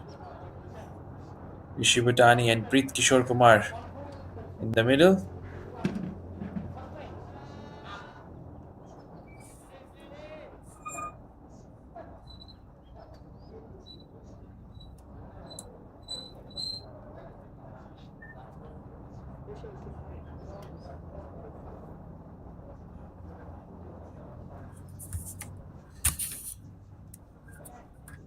16 overs are remaining from here on because of the rain delay. We've lost 5 overs from this batting innings. So with 5 overs in hand, these batters will want to push the scoring rate as well. At one stage, they were looking like they will go well above 240 to 50, and the scoring rate hasn't really been affected with these two newcomers. They have also gotten off to a start. Rishi Bhutani is 7 of 8, and Preet Kishore Kumar is 2 of 2. But as you can see that these batters are also batting with solid technique. Whenever the ball is pitched on the offside, the batters are playing with full face of the bat. And the use of the front foot as well as the back foot has been exemplary. And you can see that on the misfield, they were able to pick up one more run. So they're really watching the ball in the field quite clearly. So that shows good understanding between the batters as well as presence of mind.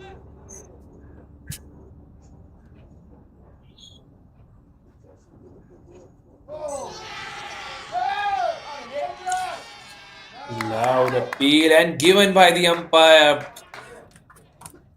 Man, my bowlers were sure about it. They were too loud. They were trying. Oh, that's a wider delivery. Batsmen are trying to attempt it. Talk about that appeal. Myanmar bowlers have made Abrar. Anas, that was one of the loudest appeal I have seen in this tournament throughout, if you can say that, because they were incessant about it. The moment the ball went to the keeper, the bowler was up there in front of the umpire, appealing to the loudest of his ability.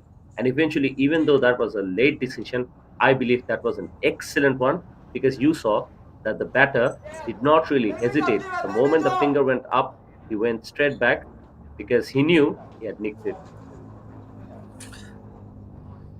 So Myanmar bowlers now got the sixth wicket,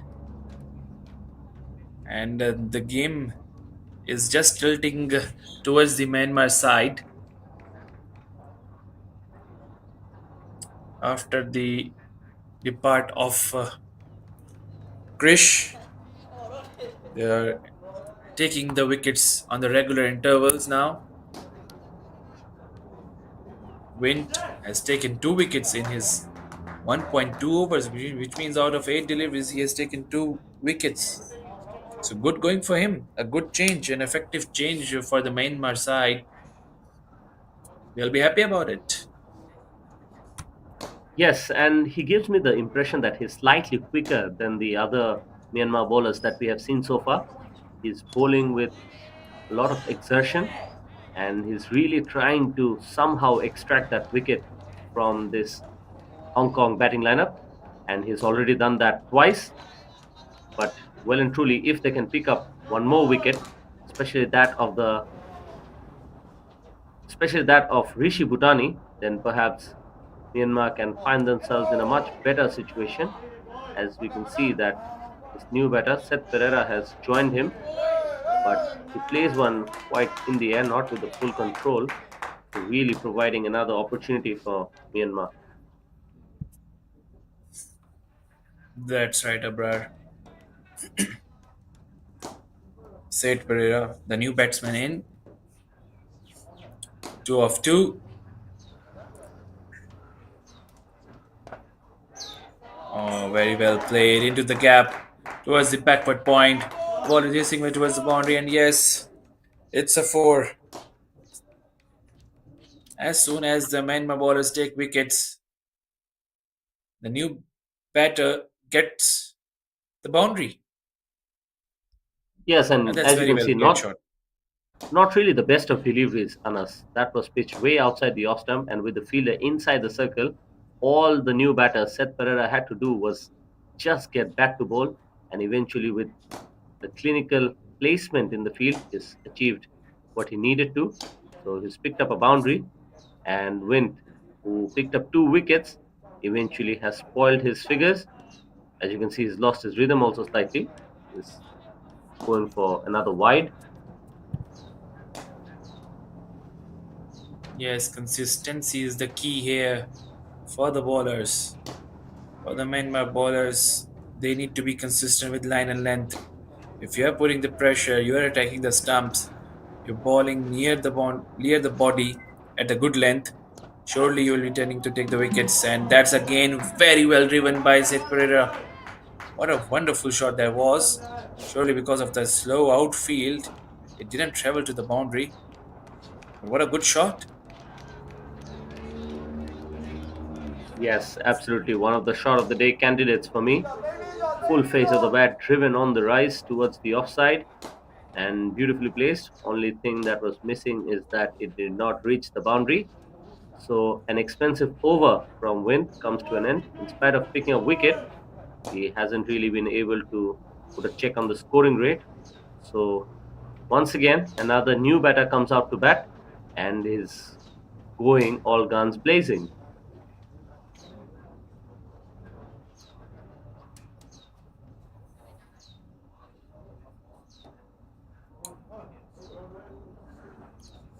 Looks like, Abrar, that you have mentioned if Hong Kong China played all 50 overs, your prediction was for the scorecard was 220, 225.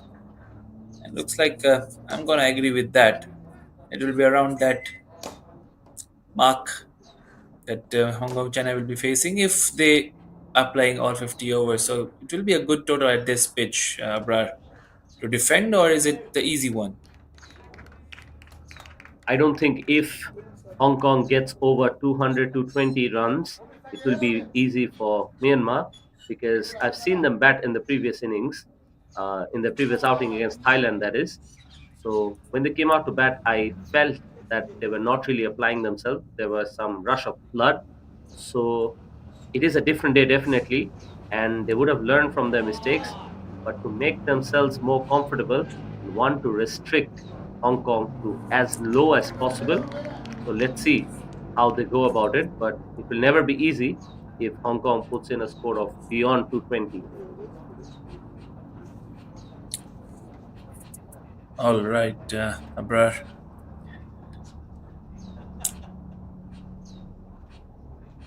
Rishi Bhutani is also another busy player. He likes to drive the ball. We have seen in the previous over. Oh, that's a loud appeal and given. Surely it was hitting the middle of the middle stump. He moved across and it hit straight to the pads. Yes, he came steaming in, full and straight, and just hit just above the toe, just the ankle, and huge moment in this game. So Hong Kong find themselves 7 down, and it's Rishi Bhutani, the player who's looking quite busy out there. He has to walk back to the pavilion.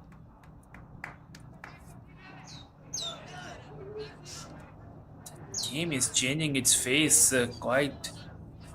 No, I must say it's a sudden change. Quick interval wickets. Myanmar bowlers are now getting wickets for the team. 7 wickets down. Yes, Anas, this is why I'll take you back to the very beginning of this innings when the toss had happened. I thought that Myanmar deciding to have a bowl first was really the right decision, but they did not really hold to their potential at the start of the innings because I knew that they had their bowlers, but at the start of this innings they did not really have those line and length right, and sometimes they were bowling the looseners too often.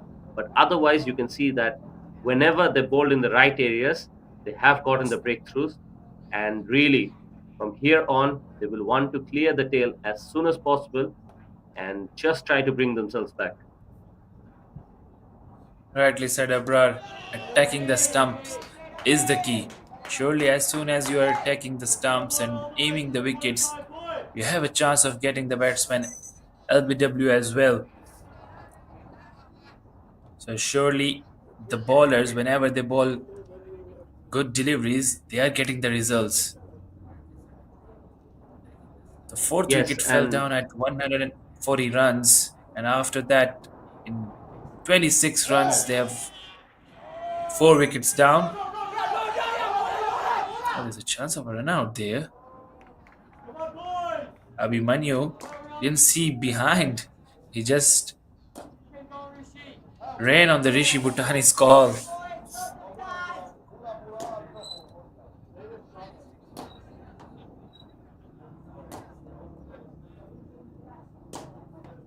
yes, he's bowling well. Tian Min, he has started bowling since with the new ball, and now with this slightly older ball, he's bowling with much better control.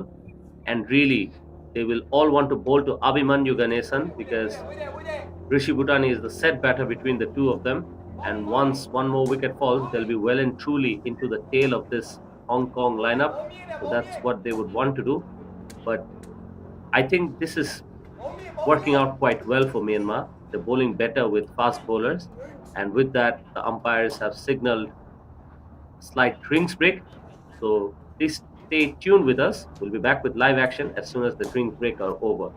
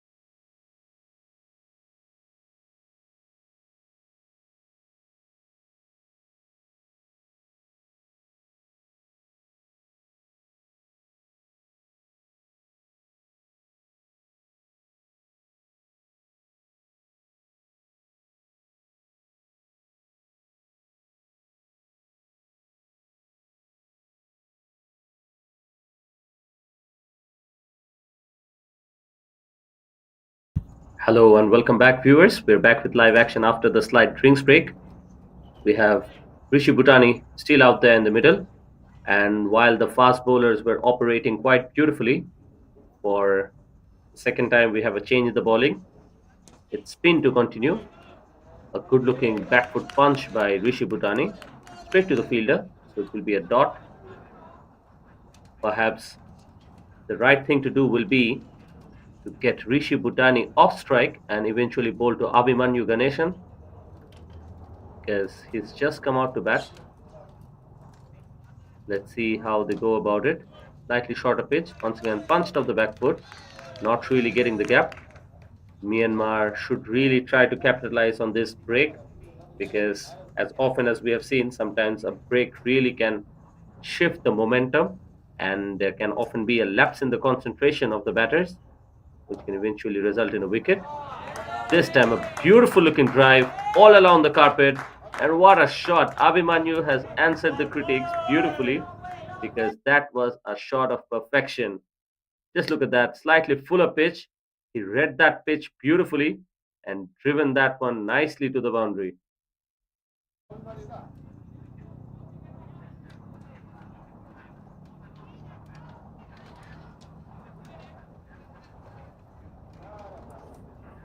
Looks like Abhimanyu is not really concerned about the fall of wickets. Once again, he has also settled himself quite nicely.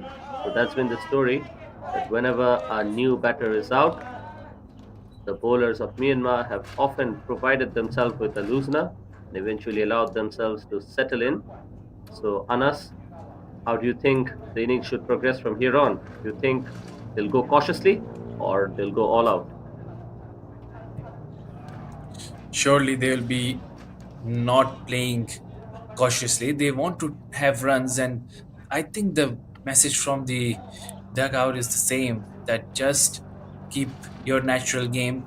There's no need to defend and play all along the overs. If you're trying to get runs, just get some runs, and getting runs surely will help Hong Kong, China to get good total. Yes, they're seven wickets down, but surely looks from the body language that they are not going to just defend those deliveries. They'll be rotating the strike every now and then. With the fast bowlers picking up those wickets in the quick succession, I'm wondering why the spinner was suddenly brought back into the attack because Myanmar really has the likes of Wind, Chit, Tien Min, as well as Sokor into the attack. They have four fast bowlers in their lineup, but they have decided to just bring back the spinner. So, you think that's the right decision?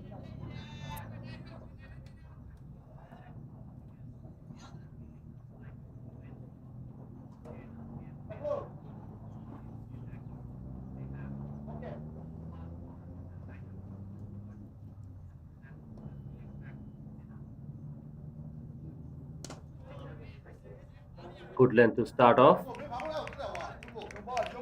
This is the start of the 33rd over.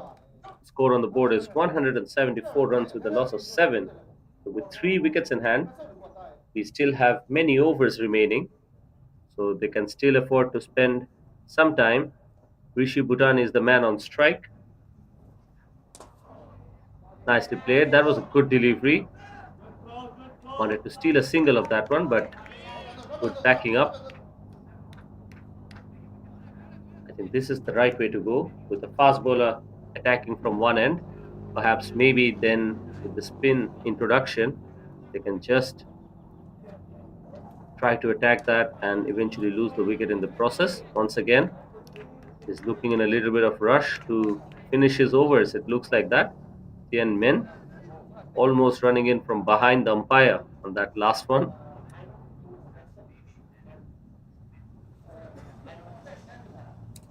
Yes, now he's bowling good deliveries. He's attacking the stumps.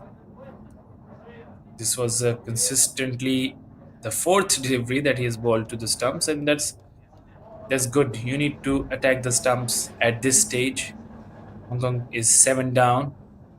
You don't have to give the extra room for the batters to free their arms at this stage. Try to restrict the batters as much as you can at this stage. That was outside the leg stump, and that was just flicked away towards the boundary. Easy pickings. That's a good shot, I must say. Have a look at the replay. Just staring and deliver.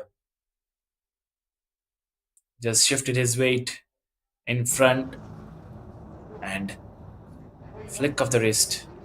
Abhimanyu Ganeshan got the boundary there.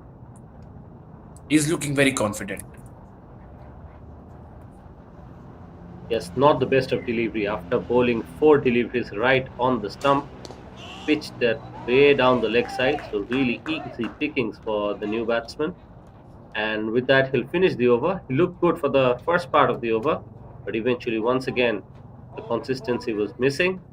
And 33 overs completed now, 179 runs on the board with a loss of 7. And they really have a launch pad here. If they can just see off a couple of more overs, then in the next 10, it can really expect some big shots here.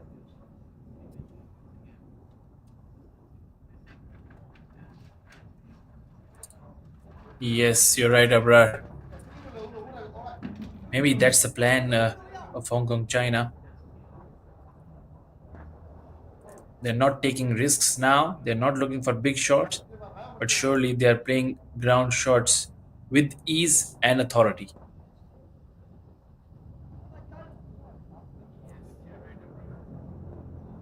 It's not So looking like spinner, they're 7 down. Oh, that was a wrong one. Managed well in the end. A good delivery, I must say. He's bowling really, really good.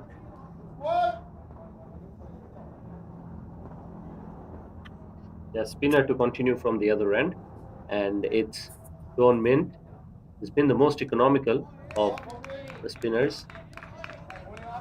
He hasn't picked up a wicket, but he's really kept things in check for Myanmar.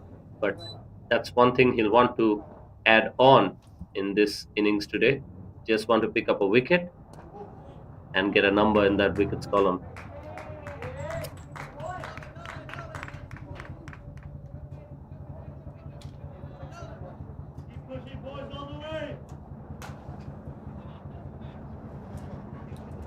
33.3 overs, 180 runs on the board, 7 wicket down.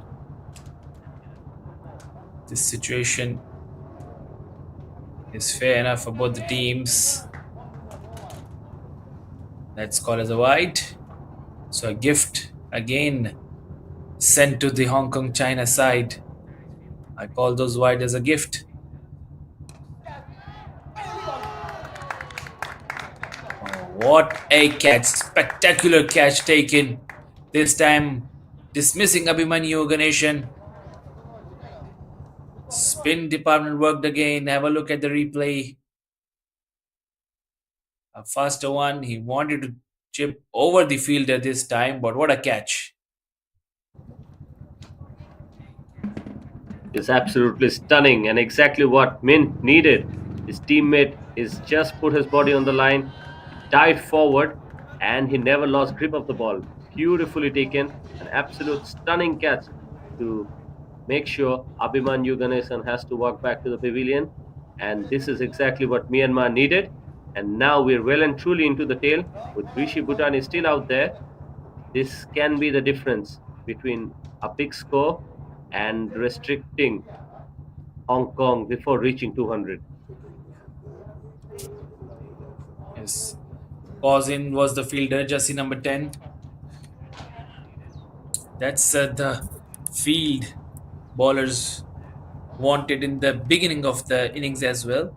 There were a few drop catches. If they could have taken that, it was a different ball game until now. It's never too late. Support your bowlers by field.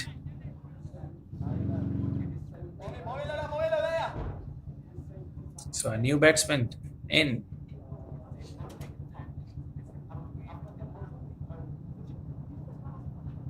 Let's see he can pick up one more wicket or not. Huge appeal there, but umpire not in favor.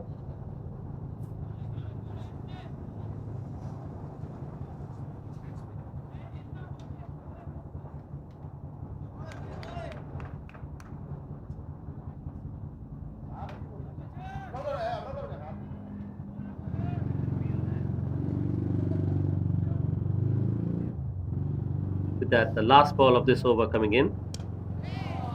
Mint pitches that one short, pulled away nicely, and the fielder can do nothing but just watch that one reach the boundary line. So once again, Muhammad is out here as the new batter, and he's greeted with a freebie, and he dispatches it to the boundary.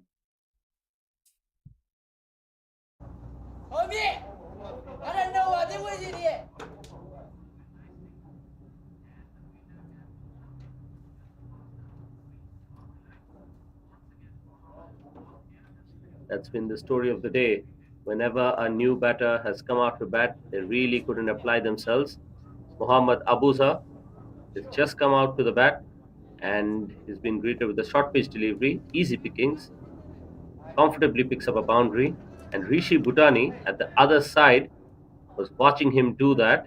And now he will be on stride against this medium pacer, and he'll be trying to pick up boundaries as often as he can because he doesn't want to be straying at the other end while he watches wickets fall.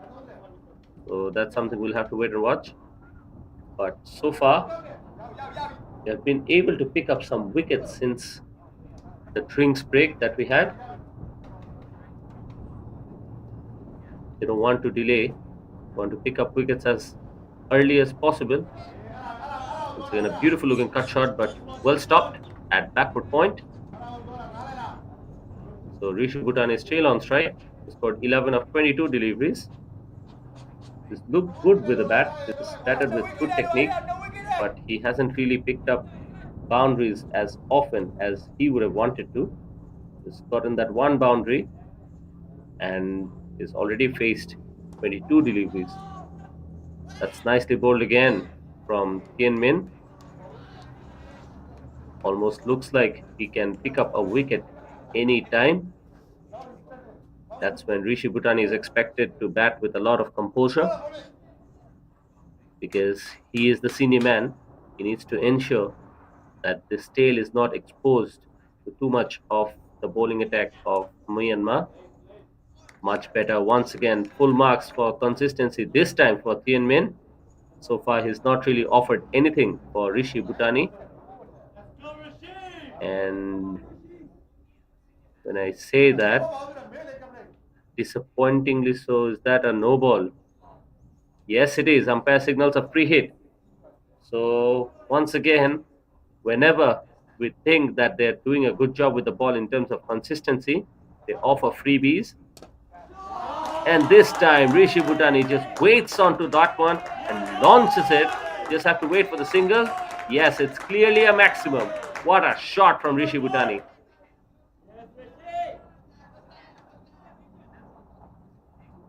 Tien Min has only himself to blame because that really wasn't the best of deliveries, and he was guilty of bowling a no ball, which is a punishable offense in any format of the game, because that extra ball with the free hit can eventually always allow batters to just free their arms.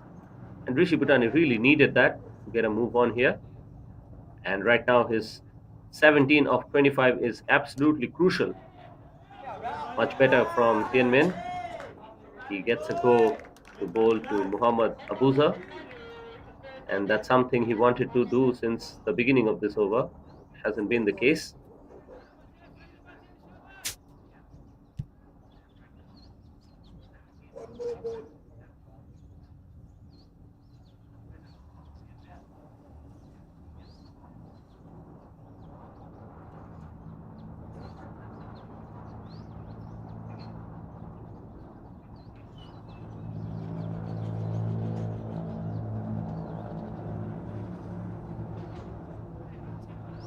Turning out to be a very long over from Tien Min because of the extras.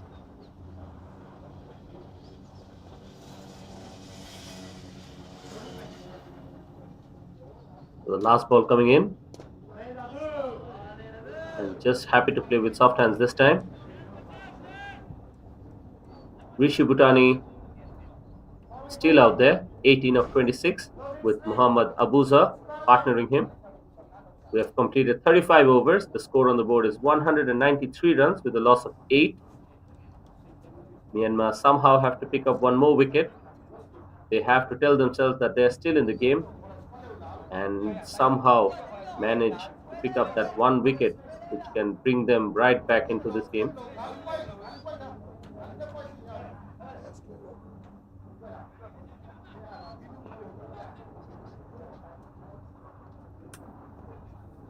We haven't seen Wind coming into the attack after those 2 overs. It was slightly expensive. He gave away 19 runs, but he picked up those 2 crucial wickets. And since those wickets, Myanmar have truly come back into this game. And the spinner is really doing a good job here. Mint in his previous over, he picked up that wicket. He truly deserved that. He was the most economical of the Myanmar bowlers today. And looks like they have a chance to bowl to Muhammad Abuza now.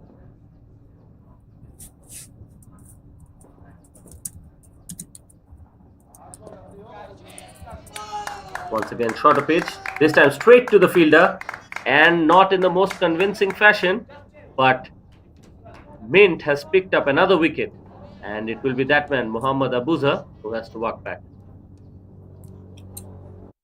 Yes, surely they would be wanting that wicket at this stage. There was a shorter delivery and straight to the hands at the square leg region. So easy pickings for Von Mint. It's the second wicket for him, or rather the third one.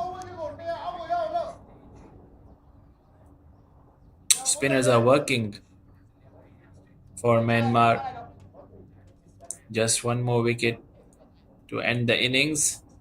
Do you think Abrar Hong Kong China will manage to play all overs at this stage?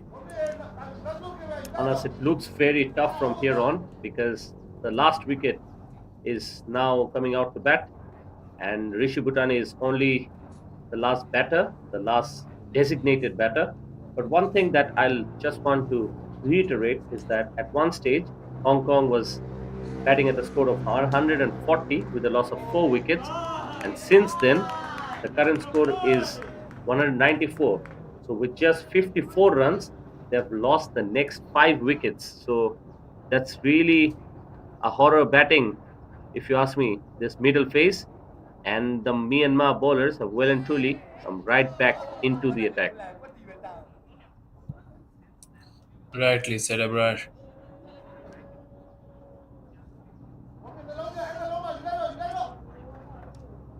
Von Mint is bowling good line and length.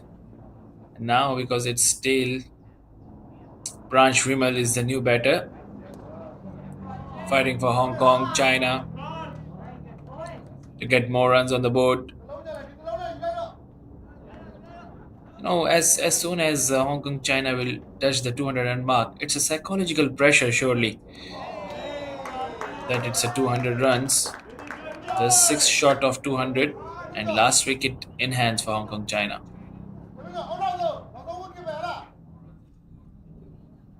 Yes, definitely. And Rishi Bhutani will now be on strike. And I think the smart thing will be here to just allow him that one run and bring back Vimal on strike, because the Myanmar bowlers will fancy their chances against the tail ender. And with fast bowler operating, I think that's a better way to go about it.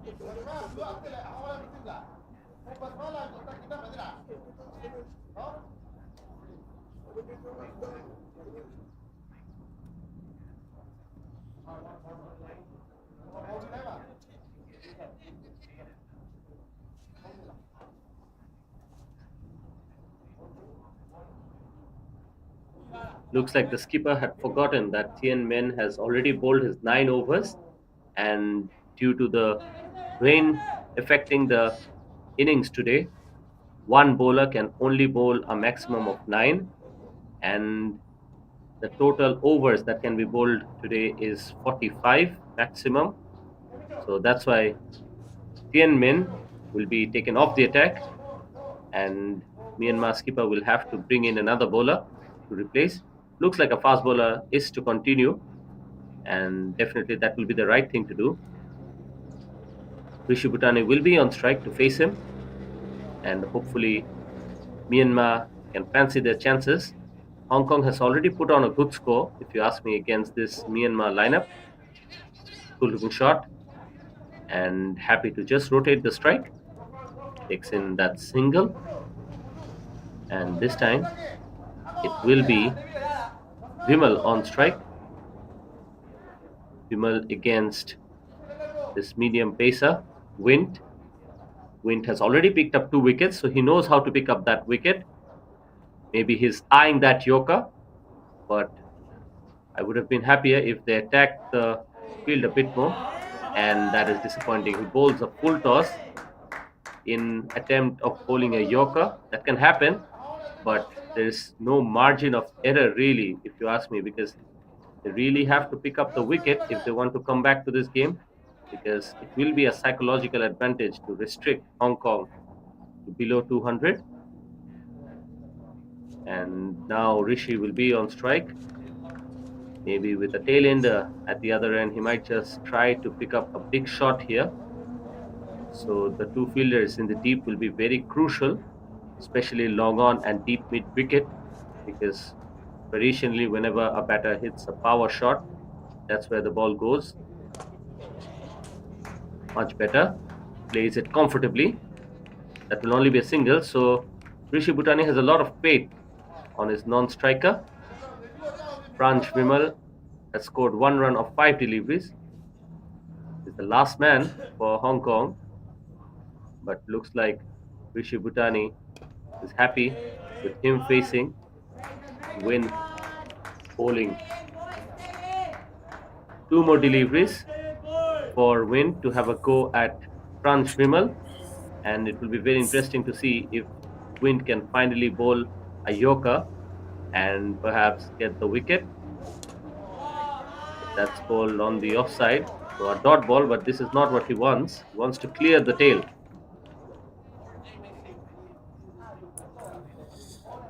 The deliveries like this, wideish deliveries away from the batter, will not gonna help Wind or Myanmar. You need to attack the stumps like that. And umpire turned down that appeal. Must have been passing by the leg stump. And with that dot delivery, that's the end of the over from Wind. His ball good over, but the previous over were a bit expensive from him.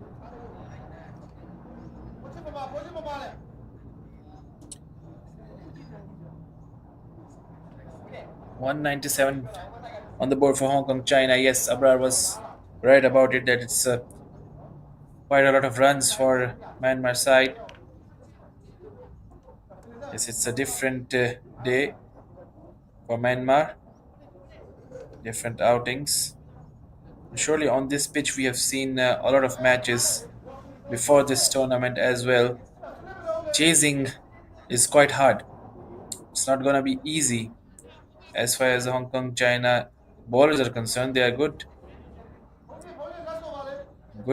bowling unit. So Myanmar needs to wrap up as soon as possible.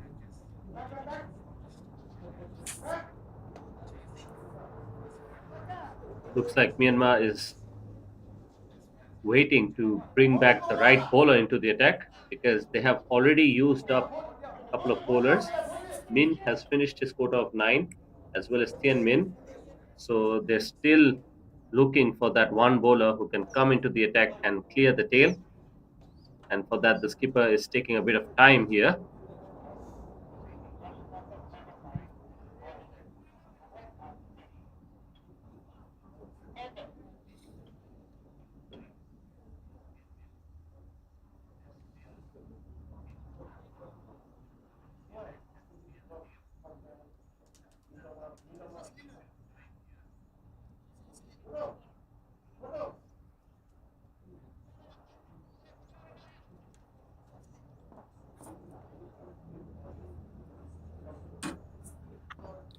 And after a very long time, we see Pochit back into the attack.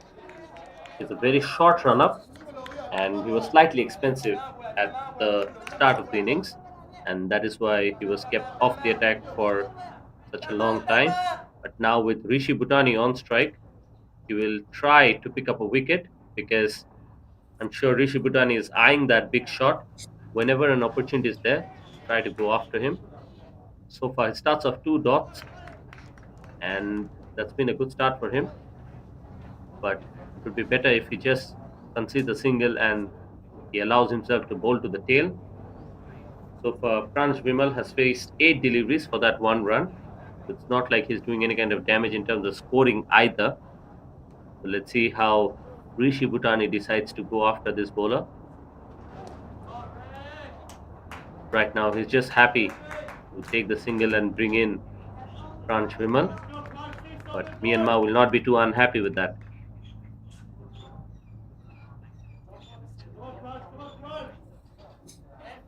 Rishi Bhutani looks very stylish player.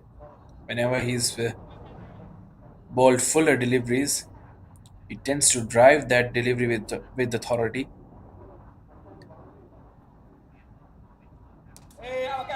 Oh, And that's this time the ball goes in the air. a good length delivery this time. He wanted to punch that delivery over the long off region. Quite late on the ball this time. Rishi Bhutani was not expecting that kind of delivery surely from Foychit.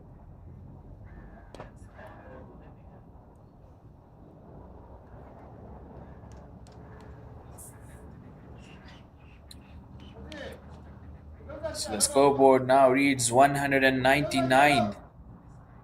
The loss of 9 wickets.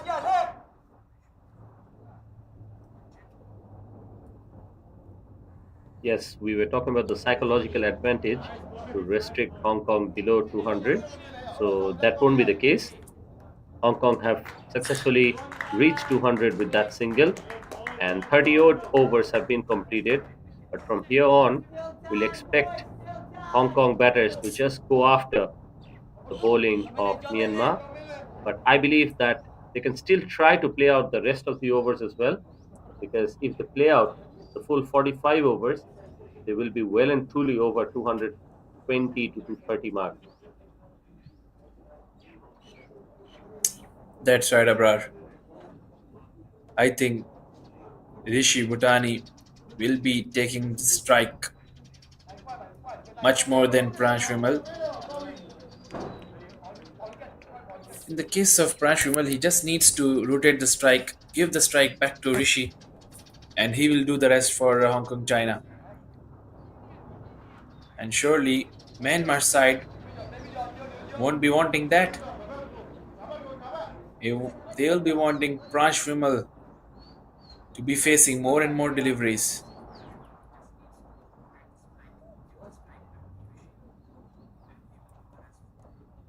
Yes, and the question is, where is that magic Yorker?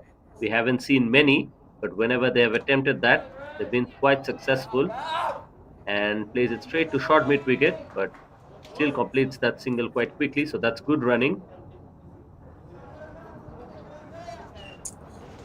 So the strike is back to Rishi Bhutani.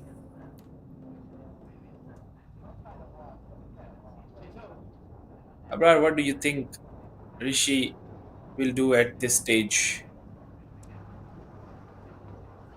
I think he'll be waiting for any kind of freebie and go after. And for a moment, I thought that has just gone by the defense, but not really. He has done well to defend that one. Look at the bowler, he's disappointed. He also thought perhaps that he has cleaned him up with that one, but that wasn't the case. Saw Koh, he has bowled 7.2, 40, and picked up one wicket. So it's his responsibility to clear the tail here. Pranch Vimal right now is on strike. He scored 2 of 10 deliveries, and another length delivery. He's played with soft hand, and right now Rishi Bhutan is back on strike. So he's done his job. I think Myanmar side is missing the trick here. They need to make Pransh Vimal face more deliveries. As soon as he comes to strike, they need to take the field set closer to inside the 30-yard circle. What do you think about that, Abrar? Yes, definitely. And you can see that Rishi Bhutani has just come back on strike and has played a gorgeous looking drive. And while doing that, he has also rotated for a couple of easy runs. So you really want Rishi Bhutani to be off strike as much as possible. But surprisingly, you're right. Whenever Pranch Vimal was on strike, we haven't really seen the fielders coming into the circle. So that's been slightly disappointing. And I believe Myanmar skipper has really missed out on a mark because these are costly runs. Now is the last delivery of the over. Rishi is on strike. What they need to do is Myanmar side needs to take the fielders inside the 30-yard circle so that if he taps the ball to take the single, he won't be taking that. Yes, that's a in outside edge and a single taken easily. So the strike is back again with Rishi Bhatani. Very clever cricket played by Hong Kong China batters and Rishi Bhatani at this stage. 39 overs gone, 205 runs on the board with a loss of 9 wickets. Hong Kong China playing good cricket. Even the tail is playing good cricket. They know how to bat, they have a clear plan. As far as Myanmar is concerned, it's the last wicket, and you need to stop the rotation of strike to get the pressure on the tail. Yes, this last partnership, Fortune back. this last wicket partnership has put in 10 runs already. So they've already done a good job.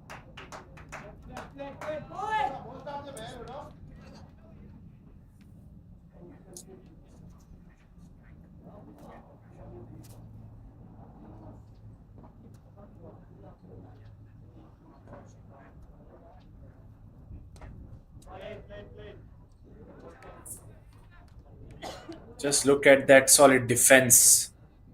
He's playing like batsmen. He came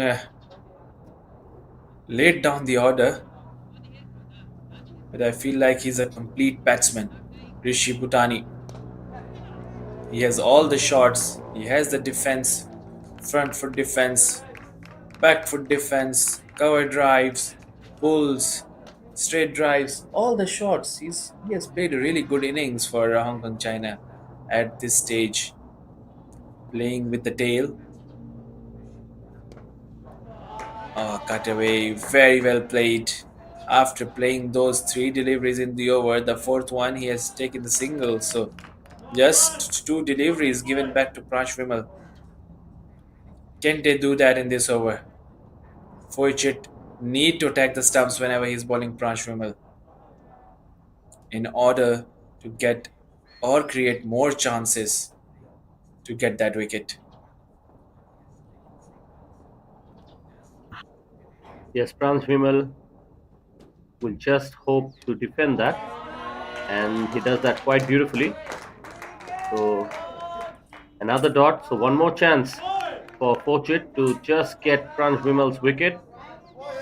He has just scored 3 runs, but those 12 deliveries that he has defended has really provided Hong Kong with an opportunity to score more runs on the board. That's right, Abrar. Surely they will not be taking the single on this delivery. That's very well fielded. Looks like that was a catch dropped.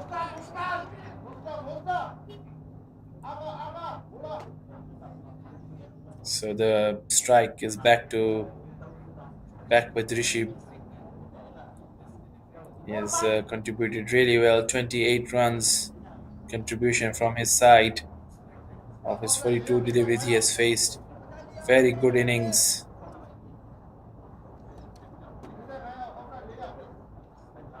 Future star for Hong Kong China.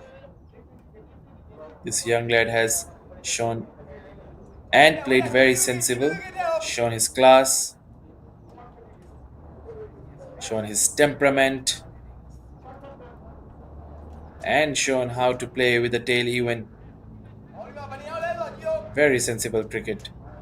Impressive cricket, I must say, by Rishi Bhatani.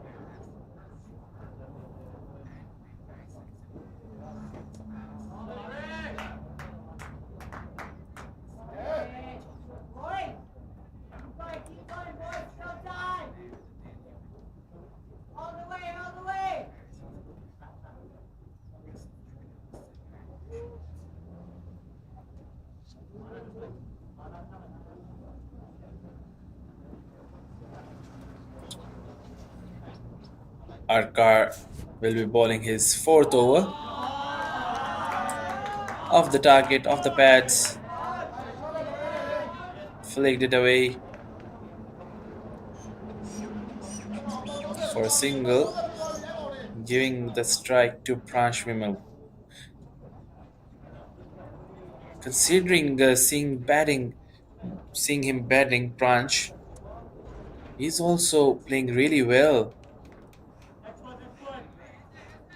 He's not trying to overhit the ball. Is always seen middling the ball, tapping the ball and run, picking up the gaps and run, and most importantly, blocking and defending the ball really well and supporting Rishi Bhutani well. Oh, very good shot played. Very good shot played by Pransh Vimal this time. What a shot.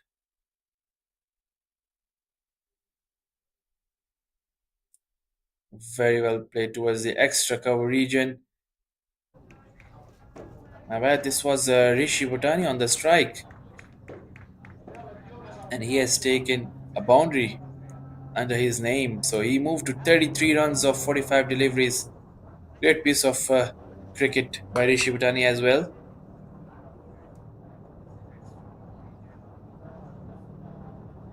That's the kind of supportive role and partnership needed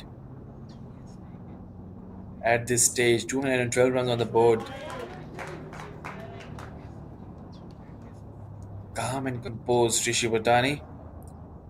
And I'm sure he'll be looking to take a single at the last ball of the over. Myanmar captain needs to set up the field now for this very delivery. And yes, he managed to take that single. Very, very well running. Good running between the wickets. And very well managed in the end to take the gap, to hit in the gap and run. So with that single, Rishi Bhutani will be taking the strike in the next over, and Hong Kong China moved to 213 runs with a loss of 9 wickets. Run rate current is 5.2.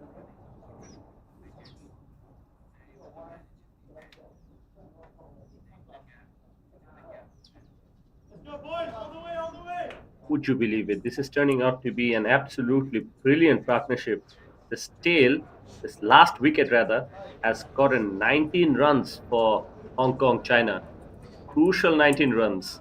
And what's been so disappointing for Myanmar is that they haven't truly able to clear the tail. For a moment, we thought since the drinks break, when they started picking up wickets at regular intervals, we thought that they'll just be able to restrict Hong Kong before they reach 200, momentarily, that is. But since then, this has been a solid partnership, and full credit to that man, Rishi Bhutani, whose performance has been absolutely clinical. That's right, Abrar. I must say that this is remarkable from the last pair. Oh, showing more grit than some of the top order.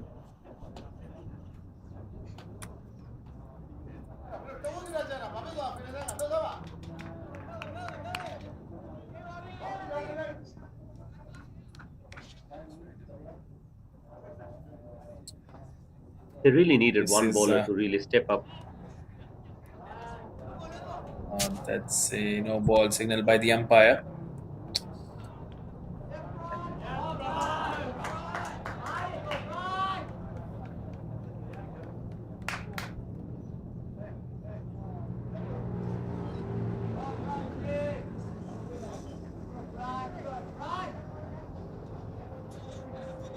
This is the third no ball that Pochit has bowled, so he hasn't really adjusted. He hasn't really learned from his mistakes, if I can say that. Rishi Bhutani, who's well set, he's faced 49 deliveries, now has a free hit. And once again, he tried to come down the wicket, but yoked himself. We've seen that happen before.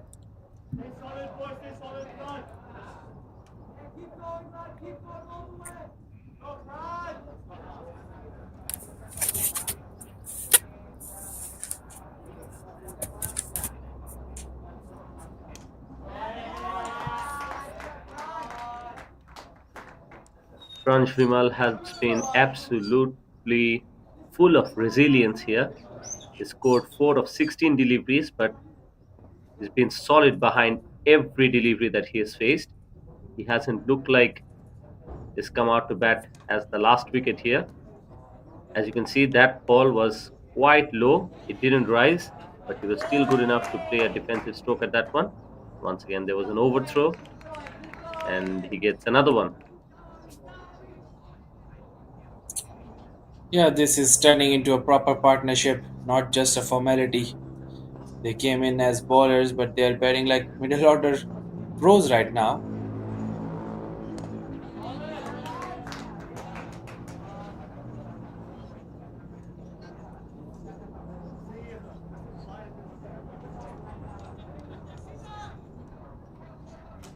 Supportive This role has Pransh been Vimal is playing is phenomenal. Yes, and this has been a very difficult outing for Myanmar with the ball in hand today because you expected them to at least clear the tail when the opportunity presented, but looks like another waiver delivery, this time down the leg side, and umpires signaling a no ball. So once again, crucial runs, but the bowler is not really learning. Forchit especially has not had the best of days. It's been very expensive in terms of the scoring rate, and now he will be bowling another free hit. Shuffle across Abrar. and missing that one completely. So that's the end of over number 42. Abrar, I was about to ask you how frustrating is it for a bowling unit when the last pair starts building a stand like this one? Yes, that is a very good question you've asked there. As a bowler, as a faster bowler especially, you think that whenever the top order has been removed, you expect to pick up wickets as soon as possible.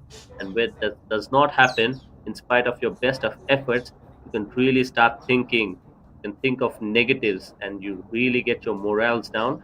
And that can translate into your bowling as well. Sometimes you try to overdo, you try too many things, and that does not happen either. And then slowly and steadily you start losing your focus from the game. So that is why it's really important for the skipper to just have a word and calm things down a bit and make the bowler who's feeling a bit nervous back into his rhythm.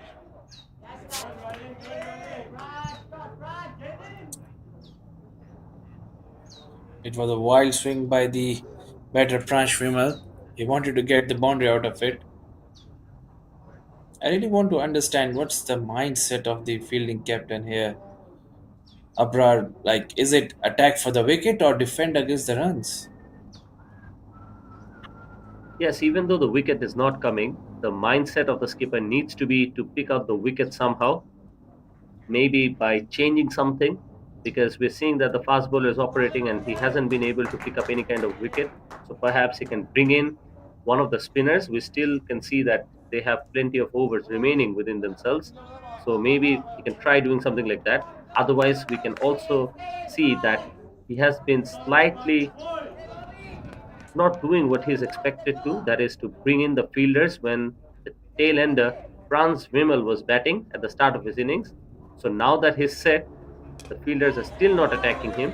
They have offered the batter a few chances, and I think that's been the problem.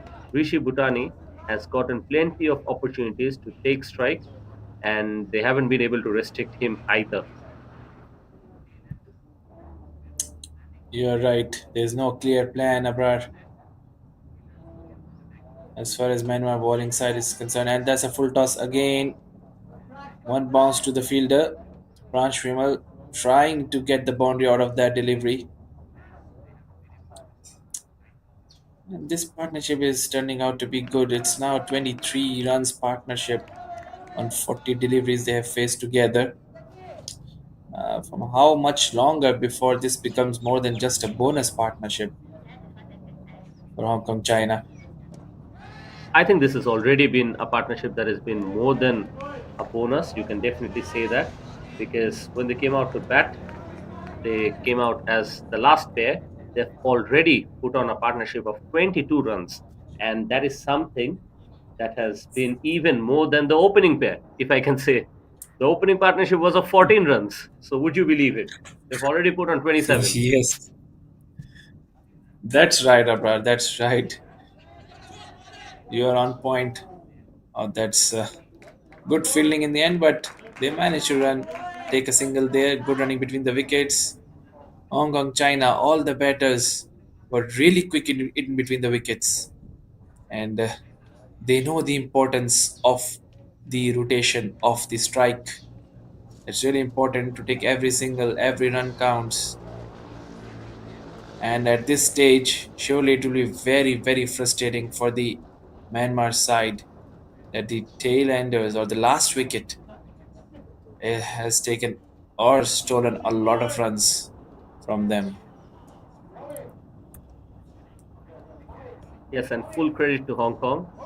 It didn't look like a tail is batting. We have to say that. And we have to admit to ourselves as well that Pransh Vimal has also batted with solid technique. And we have to compliment the fact that they're batting still out there. So it wasn't like they played a rash shot and lost their wicket in the process. So resilience is full on display here. And that is not good news. I think the bowler is cramping. He will need medical attention here. Doesn't look good. It doesn't look good here. He's in a lot of pain, and it's the hamstring or perhaps the calf muscle. From here, it looks like the hamstring, and this is not good. I don't think he can continue from here on because this take a lot of time to recover. Yes, We hope surely it's it's not very anything humid bad. conditions out there. Yes, Abrar. Yes, definitely. We hope that it's not anything bad. And like you mentioned, it's humid conditions out here. So, of course, the players will be dehydrated. Sometimes we are forgetting that it's an under 16 tournament. So, these boys are not yet mature in terms of their physique as well. But they have put their bodies on the line. They have put on a good show. So, definitely Myanmar can be given credit for that. They have put on a fight here. They're trying to just get a game out of this situation as well. But right now, Forchit, with one more delivery remaining, I don't think he'll be able to continue, if you ask me. Rightly said, Abrar. I have played a lot of cricket at this venue, YSD UKM Oval, and whenever it's a one-day game and after rain, it gets more humid, and it's quite hard to stand for a long time. Now, as you can see, it's a 41.5 overs, and for the young players like them, it's under 16 tournament. It's very tough conditions for them. No wind, no air, just pure heat out there.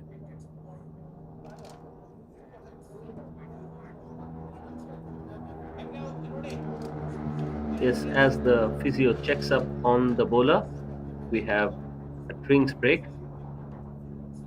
So let's stay tuned and let's wait for live action. As soon as we have news from here, we'll continue.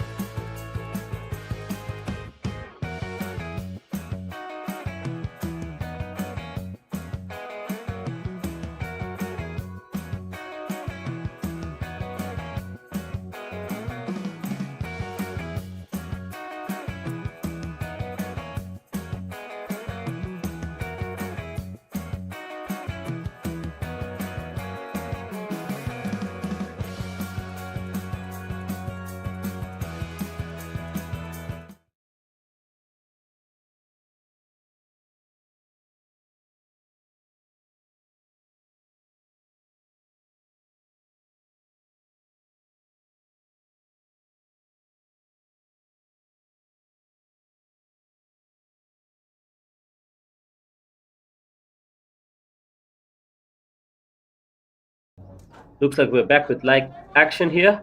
And let me just give you a quick recap. What a twist in the tail here at UKM Oval.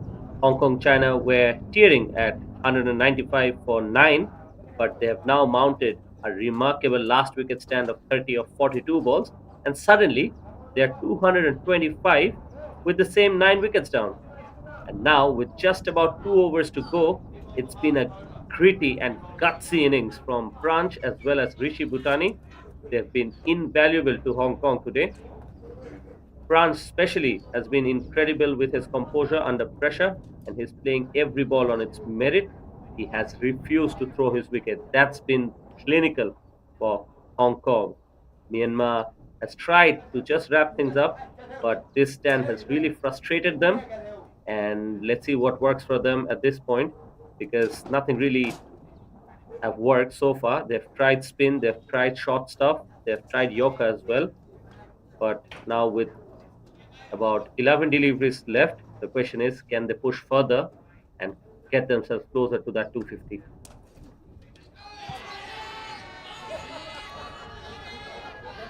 Just when I say that, in the most unconventional fashion, the batter hit the ball, hit the bowler's wrist, and onto the stump. So a run out. You can see that they're quite amused with that one because they were really praying for that wicket. And eventually, it's Franz Wimmel who has to go back, but he was quite unlucky. Nevertheless, he put on a solid show and took Hong Kong to a total of 228 runs.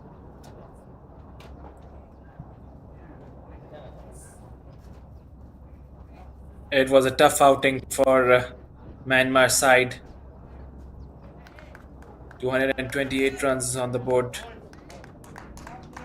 losing all 10 wickets. Rishi Bhutani going out of the ground unbeaten. That's a very good innings. And on the screens, it's a match summary in front of you. Krish Bhutani, 64 of 82 deliveries. What an inning it was. Whereas Rishi Bhutani making second highest scorer for Hong Kong China, 38 runs on 53 deliveries. Rayan Sharma, 26 of 16 deliveries. Arya Fadaria, 21 of 37 deliveries. Wint and Boni, as well as Min, getting 2 wickets each. Young, the leg spinner, got the 1 wicket out of his 2 overs, giving away 14 runs.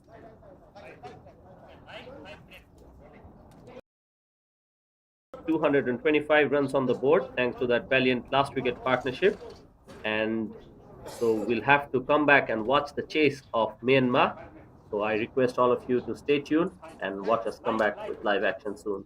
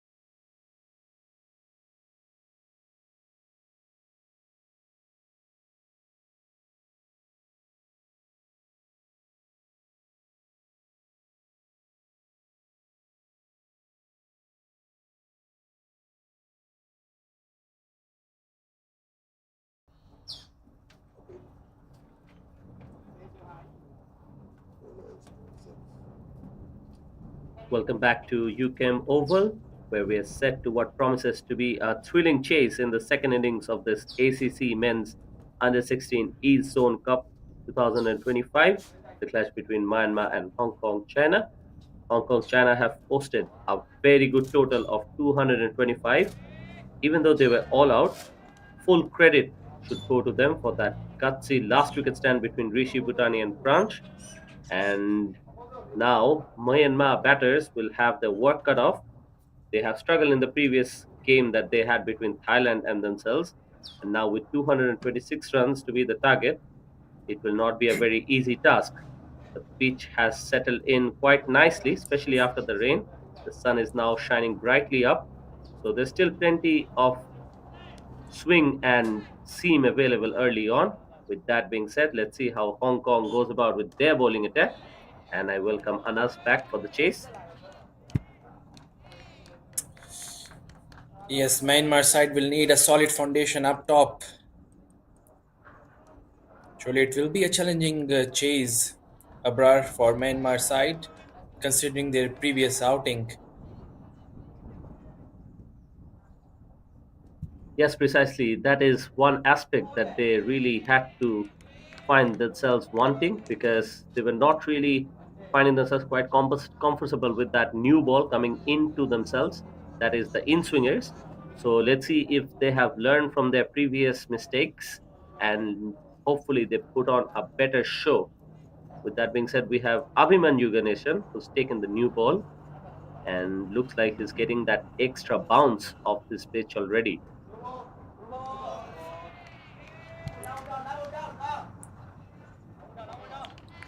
Looking at Abhimanyu Ganeshan, the pace of him is looks like bit more than the bowlers of Myanmar.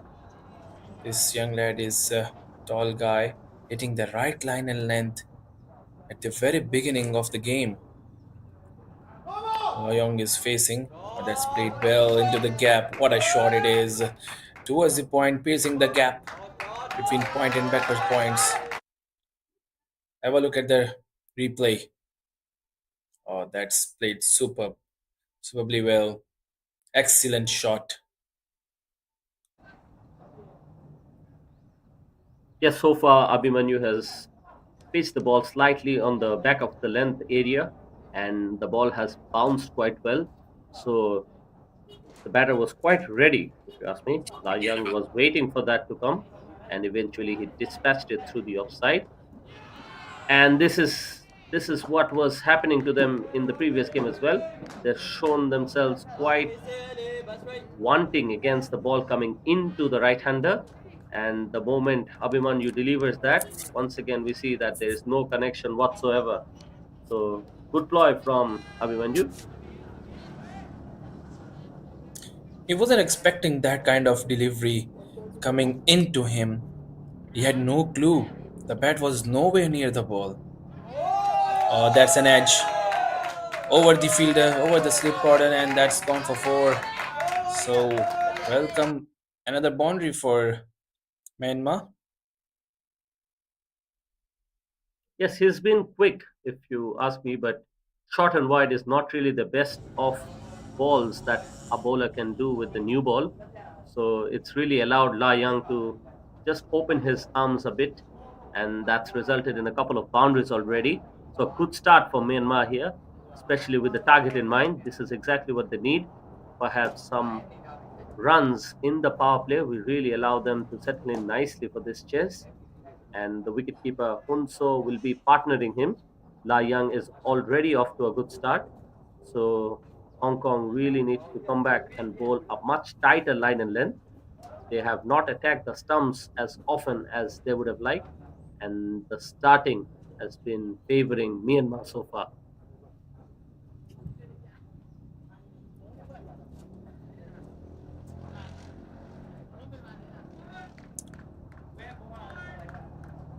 As one slip in place, a good start to Myanmar. Surely they'll be getting confidence,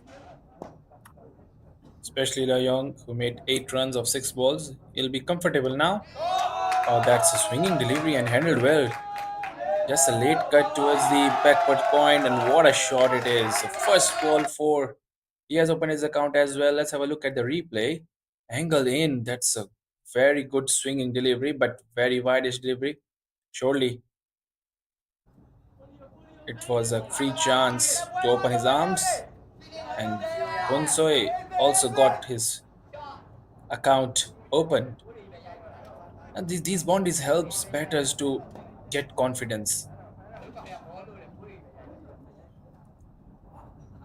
Yes, so far, confidence is something that is on display straight away from Myanmar batting. And for a moment, I thought that Pransh Vimal, who's taken the ball from the other end, will actually take the confidence from his batting and translate it with the new ball. But so far, he's been greeted with the boundary straight up. And Punso is also is looking quite aggressive, just like his partner at the other end, La Young. So he wants to capitalize on the fielding restrictions, and really, they have started off much better than their previous outing. So earlier on this innings, but we can still definitely say that it's going to be a good contest.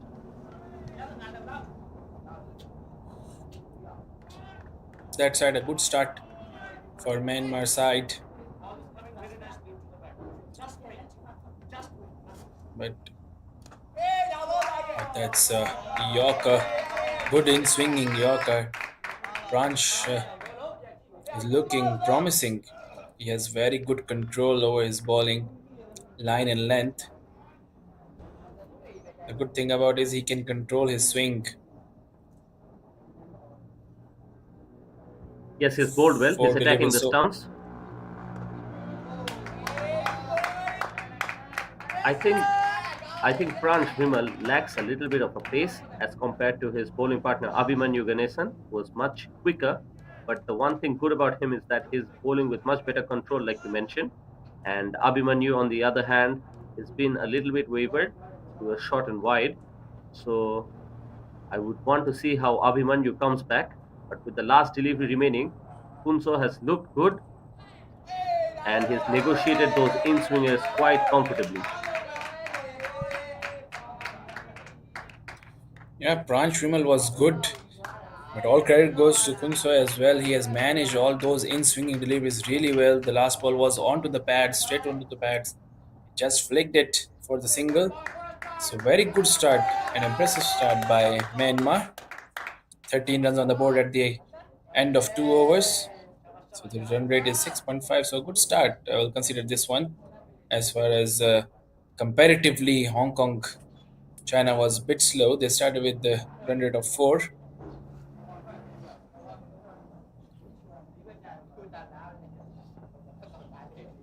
Yes, definitely Hong Kong here will need to pick up wickets if they want to get that early momentum in their side. But so far, looks like Myanmar has really learned the lesson from their previous outing, and now they're trying to be more aggressive. They're trying to show more intent in terms of their scoring, and so far, already 13 runs on the board, so they have definitely tried to do that. Abhimanyu is looking for lines still. He's been outside the off stump far too often for my liking. Needs to attack the stump here. And now he adjusts and bowls that in swinger.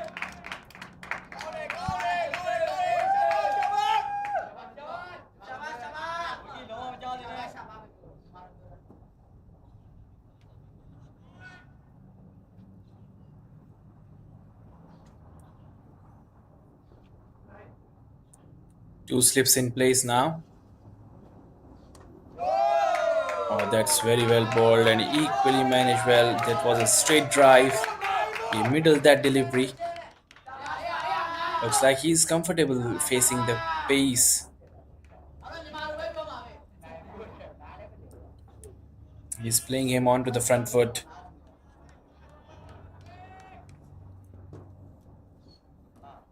Yes, as a opening batter, it's always important to adjust nicely. This time he showed his intention a bit too early. Oh, what has he done? Is that a wicket? Yes, it is. What presence of mind by the wicketkeeper! And that will not make himself too happy. He will be disappointed. He was just a bit too casual with his approach, and that leads to his demise. But full marks to Hong Kong here.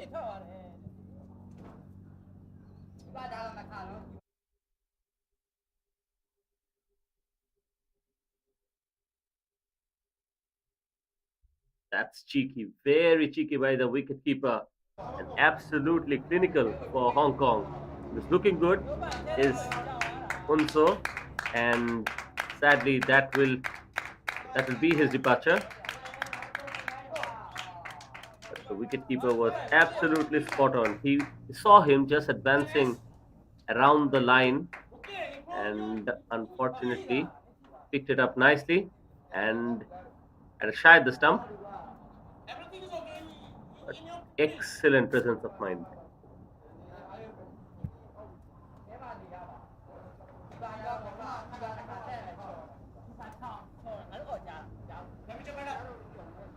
Shre Nilesh Kumar is the wicketkeeper for Hong Kong, and that's definitely something we have seen someone like the legend MS Dhoni do over the years, and not in like a comparison, but definitely meant as a compliment for this young man. For the moment, doesn't matter how a wicket comes, Abhimanyu Ganesan will feel much more comfortable bowling to the new batter, Fazin. This allows him to settle in.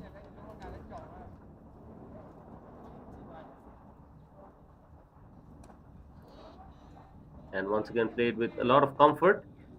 A dot to finish. Much better over from Abhimanyu comes to an end.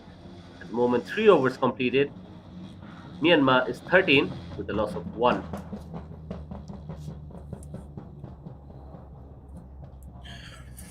Quite unfortunate for Myanmar to lose the wicket in the beginning. They were looking confident and were playing with ease, but the good presence of mind costed them, costed Myanmar a wicket.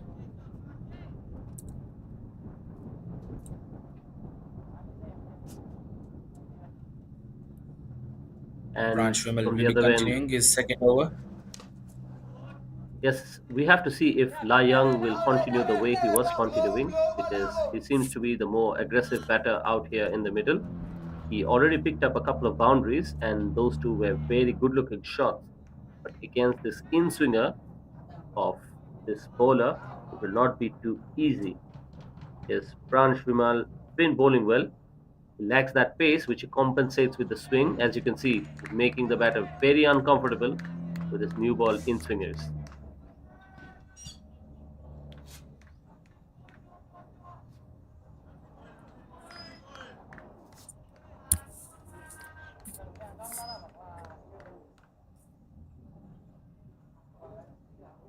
Not a very muscular man is Pransh Vimal, but he has a very lanky build, and maybe that is what is allowing him to move in his run up quite rhythmically. I think he need to adjust his length a bit more. He should be a bit fuller. With that kind of swing, ball turning into the right hander will surely make a lot of troubles for him to face. The line need to be a bit fuller, like that. But this time the line was a bit off. It was a bit more wideish kind of delivery. He needs to swing in from the fourth or fifth stump to get an angle getting back into the middle stump. That would be the ideal delivery for an in swinger. Yes, Again, a definitely is wide trying to do delivery that. over the top of the first slip, and that's gone for four. It was not that high, it was a catchable height. I think the slip fielder hasn't tried much. Let's have a look at the replay, what happened exactly. And yeah, he just ducked it. Just ducked the ball, the slip fielder. It was catchable.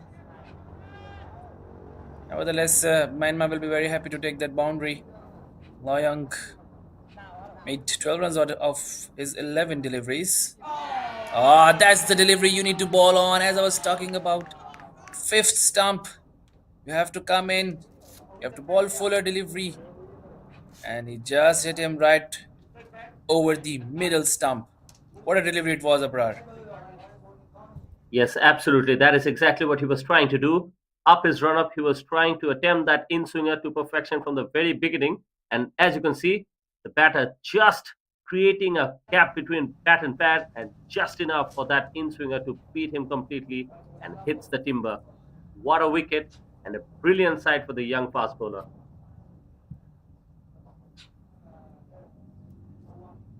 So the second opener dismissed. Two new batsmen in the middle. Both the openers were looking very confident to face the Pacers, but Branch Wimmel bowled a really good one. Excellent delivery to the right-hander to dismiss Layong. So the good over comes to an end from Branch Wimmel. 4 overs gone, 17 runs on the board by Myanmar with the loss of 2 wickets. Big total ahead, long way to go for Myanmar. Surely Hong Kong China will be looking to wrap up the innings as soon as possible. Their body language is looking good as well. Very confident, very loud in the field.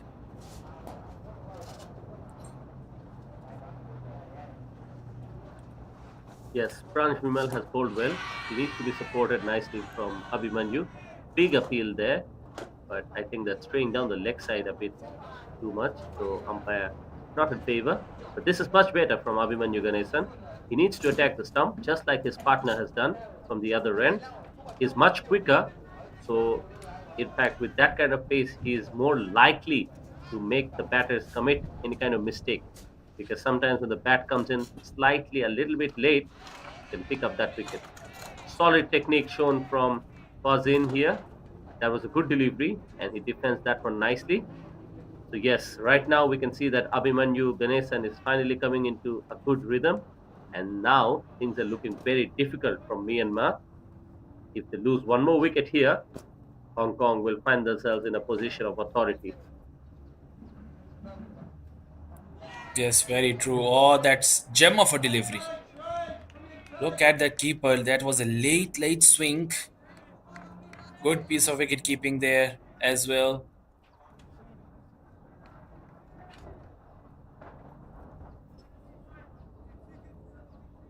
Yes, for a moment I thought that that might just clip the top of off.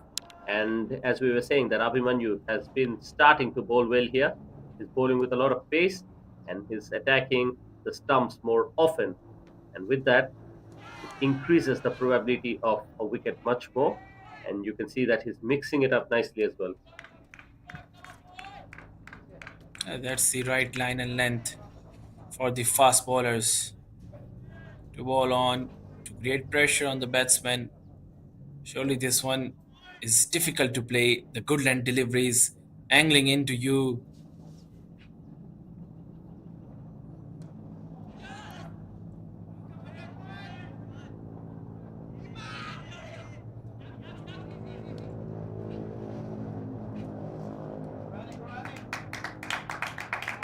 This time we see an Good in running between swinging the wickets Yorker. there. So a good delivery attempted from Abhimanyu, mixed it nicely, and almost getting the inside edge to run for that one. So good running, like you mentioned, but Abhimanyu is doing a good job in this over. His third over has been the best that he has bowled so far. And once again, he induces the outside edge, but batter is safe.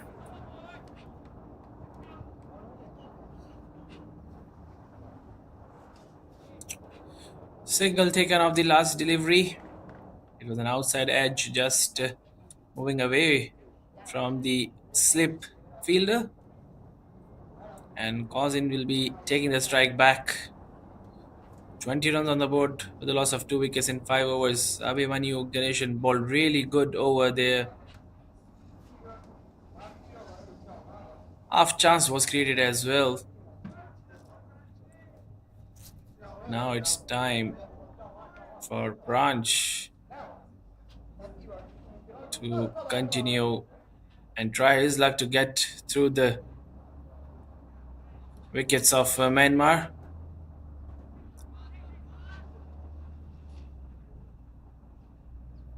Yes, Pranch has actually set the right-hand batters quite beautifully, and we know that this Myanmar lineup has a problem with the in-swingers, so they'll have to deal with them to the best of their efforts, because we can see that this is the strength of Pranch Vimal.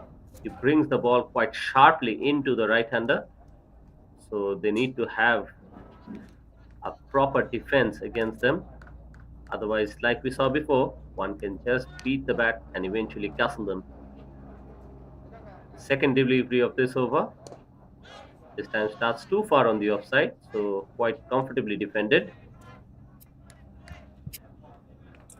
Looks like Pranch set up the trap for the batsman, first bowling to the good length, in swinging good lengths, and later just ball one fuller delivery, in swinging fuller delivery, and then batsman will have no clue. Let's have a look if he's trapping. No, it's a wide-ish delivery this time. For sure, it will be a wide. Yes, umpire seen as a wide. He's bowling good there, and if it is a trap, surely it's an excellent way of thinking by the bowler because he's not bowling those fuller deliveries. In the previous over, he just bowled one fuller in swinging delivery. This one was a fuller delivery, drove it well towards the extra cover region, took a single there, was in off the mark, given back the strike to the new batsman. In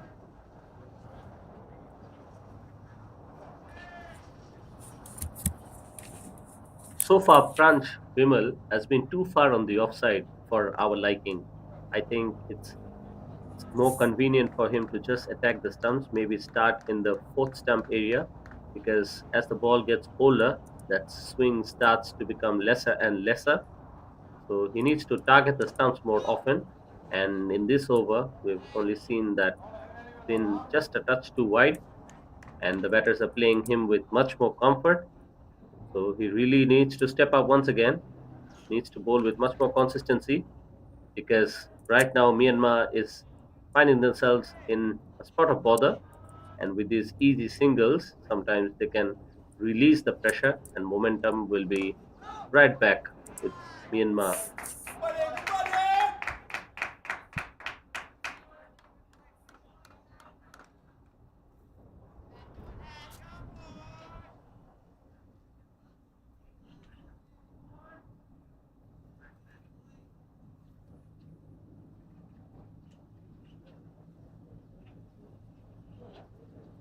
So the last ball of this over once again starts off wide and is away from the line as well. So umpire has no hesitation.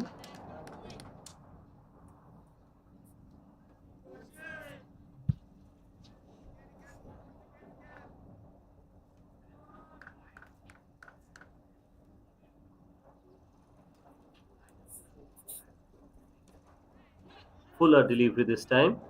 Once again comfortably played. So Sakwa will keep strike, and that brings the completion of the sixth over. Myanmar is 24 with the loss of 2 wickets. Abrar, considering both the openers returning back to the pavilion and considering the last outing of Myanmar, do you think the middle order has the maturity to handle the chase from here? The middle order of Myanmar was found wanting the other day. So if you ask me if they can just pick up one more wicket here, then they can truly find themselves in a difficult situation. So definitely Hong Kong will just try to purchase that wicket. On the other hand, it's never too easy for new batters to come in and comfortably bat out here at the UKM Oval. As you know that the pitch offers something for the spinners as well. And now that we are deeper into this day, I think the pitch has also settled in nicely, and Hong Kong is expected to have some quality spinners in their bowling lineup. So it will not be too easy. So for Myanmar, the idea will be between these two batters to just spend as much time as possible and just see off this new ball to the maximum number of overs that they can.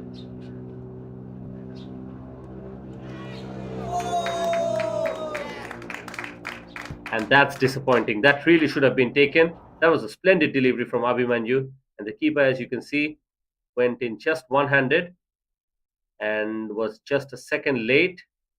That will not be making the bowler happy.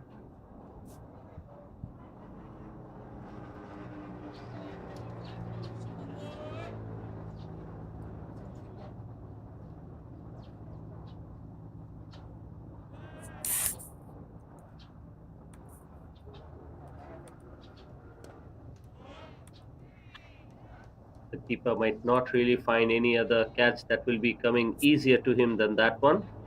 Abhimanyu did the hard work. At the start of his spell, he was looking for rhythm, but right now he's bowling quite well. He's trying to bowl within himself. He has that extra bit of pace as well, but so far he's been slightly unlucky. That last one also went for a boundary after that edge. And this time we see a solid defense from Sokor. So he's surviving here. He's leaving dangerously, but he's still out there. And that's what matters for Myanmar.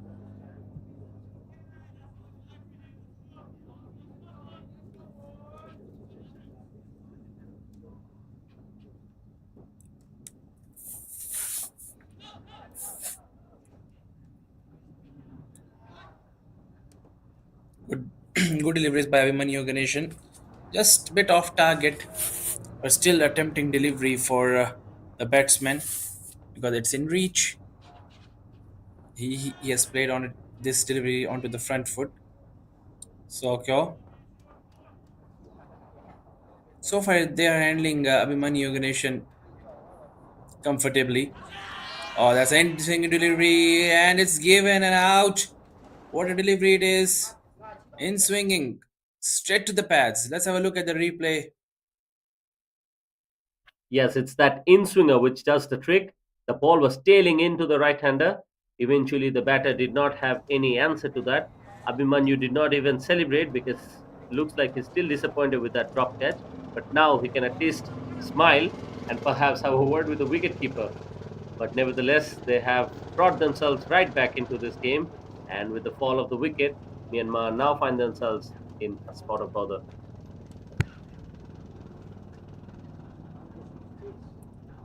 Yeah, bro, I just saw the replay. I saw the wicketkeeper going down the leg side. Surely umpire had a better view. Yes, for a moment, initially I thought that umpire perhaps will go in favor of the batter, but I think the batter was too far down inside the crease. Maybe that was the reason why the umpire went in favor of the bowler here, because from that point the ball really does not have much to travel. So, and even if that did, perhaps that will just be doing enough to just get that leg stump. So eventually, it's a tight call, but I think the umpire is experienced enough to just go on and give the right decision. And eventually, the batter really did not even hesitate. So from there on, we can just appreciate the decision. And Myanmar has been showing good spirit. They have been showing spirit of sportsmanship so far throughout this tournament, and that's something that we can appreciate as well.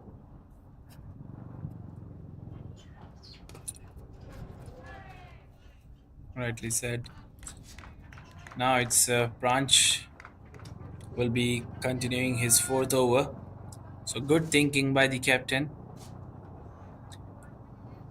taking your premium bowlers to ball and attack, and they are giving the results as well. Ooh, that Oh, was a one good more. delivery. I think there Looks was like an it was outside an edge. Was edge. there? Yeah, looked like it. That's the second Looking as time the then that the bowlers, wicketkeeper has fumbled. it might be that it was an outside edge, but it was dropped. Oh, that's a good delivery, straight to the pads, defended well by Cousin.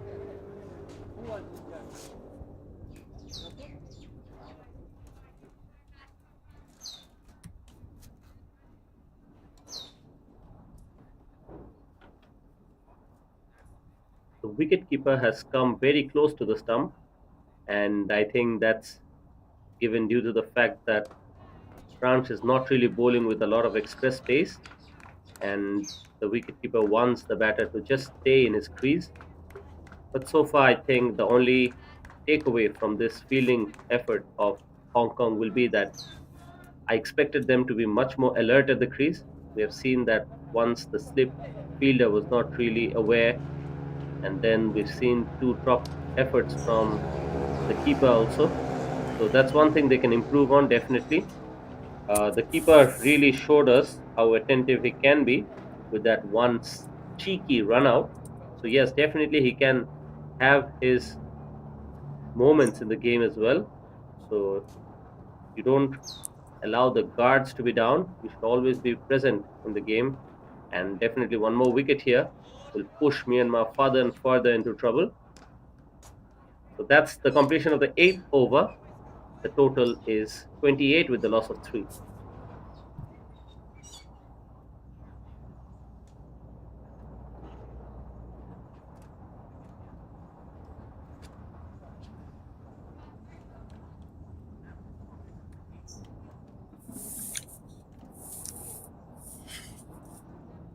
I will consider this as a good start for the Hong Kong team, even though it's just 8 over gone. But the early on wickets taken by the Hong Kong bowlers will truly help them in the later part of the innings, because now the batsmen from Myanmar need to show a lot of resistance, and they need partnerships, big partnerships,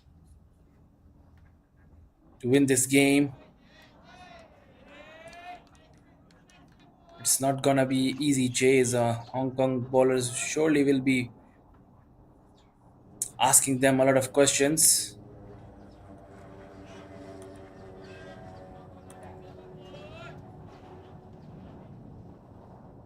Yes, Tien Min is walked out to the middle. Abhimanyu gives us the impression that he's lost a little bit of pace right now. It's not easy running in this kind of weather, but look at that. That was a beautiful delivery, and that has led to another wicket. So Abhimanyu Ganesan has really stepped up on the gas pedal, and he's accelerating beautifully. Just when I thought he's losing his energy, that will boost him up definitely. Let's have a look at the replay. In swinging fuller delivery. Surely that's a nightmare for the right-hander batsman. In swinging fuller delivery, taking the wickets. That was a good delivery. Abrar at 28 for 4 in 8.2 overs. Do you think Myanmar should shift the focus from chasing that target to just building up the partnership first? Or is it the time to stabilize? Or is there still room for positive intent from the batters? What do you think? At this moment, given the way that these two fast bowlers are operating, it doesn't look like it's going to get any easier for the new batter walking out. So definitely they must focus on reserving their wickets at this point. They can they can forget about the chase for a moment briefly, but they must build on a partnership. They should make small targets, perhaps think of how they want to play the next 5, and then if they survive that, they can think about it how to include a few boundaries later on, since they would have spent some time at the crease, and from there on they can build the partnership. But it's easier said than done, because Abhimanyu here is bowling with his tail up, and he's bowling with a lot of accuracy right now. And look at that, another beautiful delivery. And just when we say that, he's clipped up the top of off and he's struck 2 in 2 for Myanmar, leaving them in a spot of bother. Yes, excellent bowling by this young lad. He has cracked. He has cracked. Oh my god, that's wonderful delivery. Wonderful delivery. Abhimanyu Ganeshan, 4.3 overs and got 4 wickets, just giving away 15 runs. Excellent piece of bowling. That's the consistency Myanmar bowlers were missing.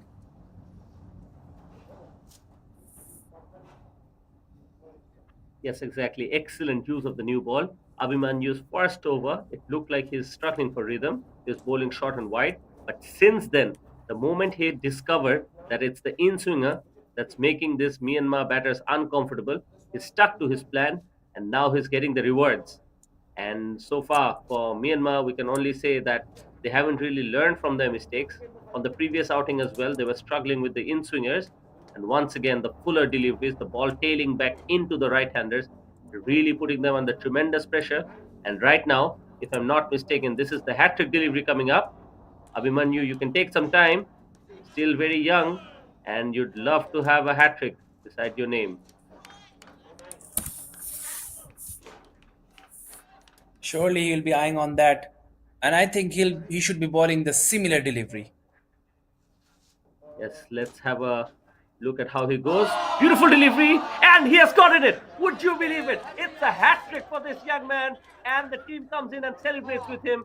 Big moment in this man's early career, and Abhimanyu Ganesan has picked up his first career hat trick, if I'm not mistaken. What a turnaround for Hong Kong. Excellent bowling by Abhimanyu Ganeshan. Let's have a look at the replay. As I was talking about, it should be the similar kind of delivery. And yes, it was a similar kind of delivery. Angling in swinger to the right hander. Batsman had no clue what a ball, what a delivery it is. Hitting him right on the top of the middle stump. And now it's a hat trick for Abhimanyu.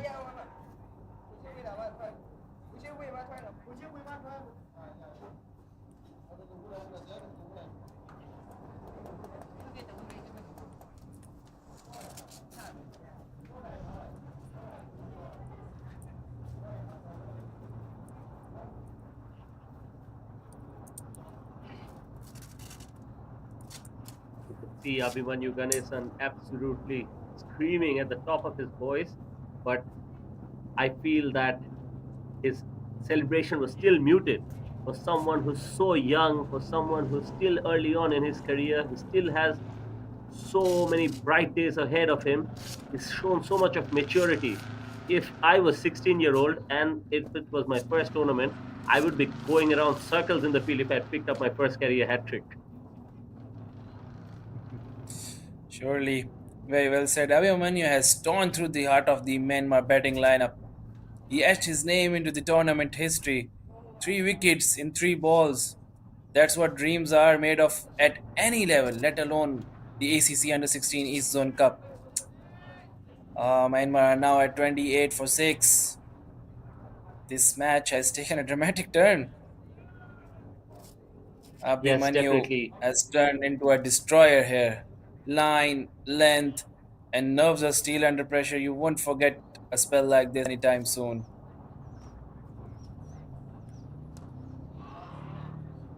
For a moment, I thought that he'll pick up another one, almost like we've seen someone like Lasit Malinga over the years. Sometimes he doesn't settle with a hat trick, he picks up four. For a moment, I thought that might just happen. Good bowling.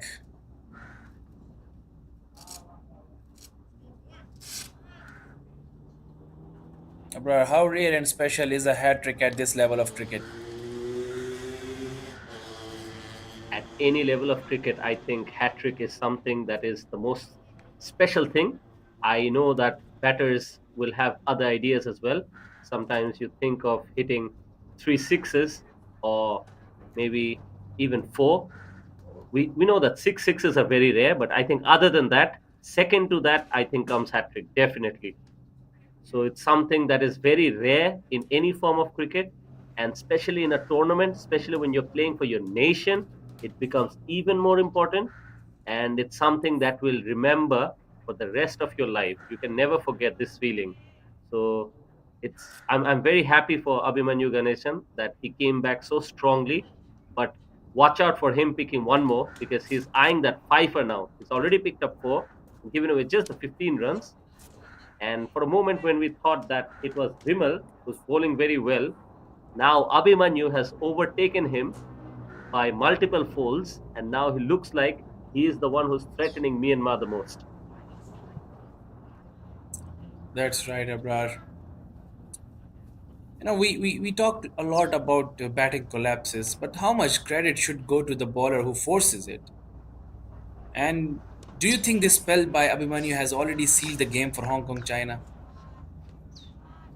Absolutely, definitely. I think in cricket you never say never, but I think from here on, given that we've seen a bit of the batting of Myanmar in the previous game, we can really expect Hong Kong to just go about the tail quicker compared to what Myanmar did with their bowling, because we saw that the there was an outside edge as I was speaking, and once again the wicketkeeper lets that one go. So that's really been the aspect of Hong Kong today that they can improve on. The wicketkeeper really not paying full attention, but this time we shouldn't be too harsh with that because that was a difficult opportunity. But if he would have taken it, he would have redeemed himself. Yeah, that's right. That's right. Surely it was at catchable height and the length. It was a difficult chance as well as you mentioned. You don't have to be harsh on the wicket keeper. A good try in the end. Yes, Was Anas, in and we were is speaking the about captain of Myanmar team, and he's battling hard for his team. He has faced 21 deliveries and made 8 runs. yes, he's watched wickets fall at the other end, and we were speaking about how it's the bowler's credit really to bring about the breakthroughs, to put the batters at the back foot, and really to bring the team into a situation like this. Because, first of all, I think the target of 229 is really a massive one in the context of this tournament, with under 16 sides going at each other. But with the ball, so far, Hong Kong has been absolutely brutal, especially it's that man, Abhimanyu Ganeshan. So far, the skipper has actually stuck with these two bowlers. He's been happy and he's trusted them. And Pranj Vimal started off the wickets column for Hong Kong. But since Abhimanyu Ganeshan has chipped in, he is actually, in, in some truth of the word, demolished this batting lineup of Myanmar. Rightly said, Abrar. Right now, it's not about the chase anymore. It's about survival, pride, and showing some fight. These are testing moments for the young players, but also the kind of the future cricketers that shape the future cricketers. And Pransh and Vimal still Pransh Vimal and Abhimanyu still continuing after the spell of 5 overs each. And we can see Abhimanyu coming for his sixth over. That's the kind of fitness we would be wanting to see in the young cricketers. This is the under 16 tournament. Just look at their fitness. I think it's the adrenaline that's keeping Abhimanyu going at this point. If you've taken a hat trick in your previous over, a hat trick and a maiden, it's not going to be easy for the captain to get the ball off his wrist because he'll want to charge in and he'll want to continue bowling. And when we say that, that's a very good shot driven on the rise by the new batter. That's a very good shot. So he's really soaking up the pressure here, the skipper, and he plays that shot to perfection. I think Abhimanyu don't have to do any experiments there. He should be consistent, same as in the previous over. He's getting a hint of a swing, just used wisely. You don't have to go very wide and give the room to the batsman to throw his arms on the ball. As far as the Myanmar batting side is concerned, the job for the lower order is simple: block out the noise, play straight, and try to rebuild 1 over at a time. Definitely, but it's definitely easier said than done because as you can see, the ball went in the air for a moment. I thought he was in play again, but wasn't the case. He actually does well to just make sure that the ball lands in the safe area. But Abhimanyu Ganeshan is once again charging in, and definitely he's looking like he'll perhaps just pick up another one and complete his milestone of a fifer.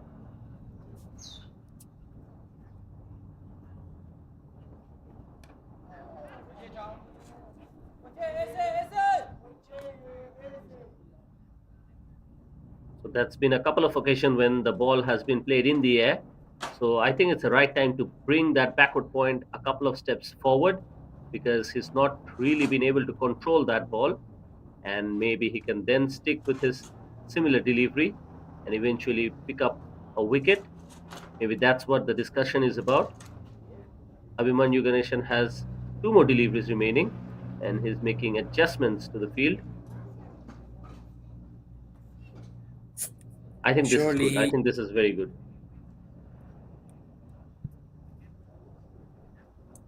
he needs to attack the stumps, and he needs to pose some threat maybe and show the captain that I'm still fit. Oh, that's a fuller delivery, good delivery inside edge. That's the kind of deliveries you need to show your captain that I will be still continuing to get that fiver. What do you think, Abrar, that the captain will continue with him in the next over as well from this end? I think he can just give him that one more over. I know it's going to be difficult. He'll have consumed a lot of his energy. Maybe bring a replacement from the other end. Replace Pransh Vimal first to just see how a bowler from the other end operates. And because this over was quite a good one still, so maybe continue with Abhimanyu for one more over. Let's see how the captain goes about it.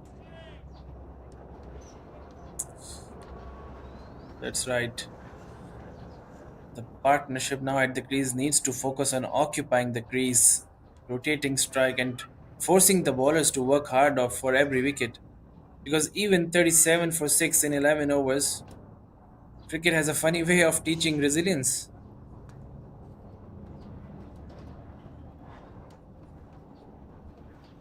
And talk about Do you think resilience, it was this? that last wicket definitely when we saw a lot of it.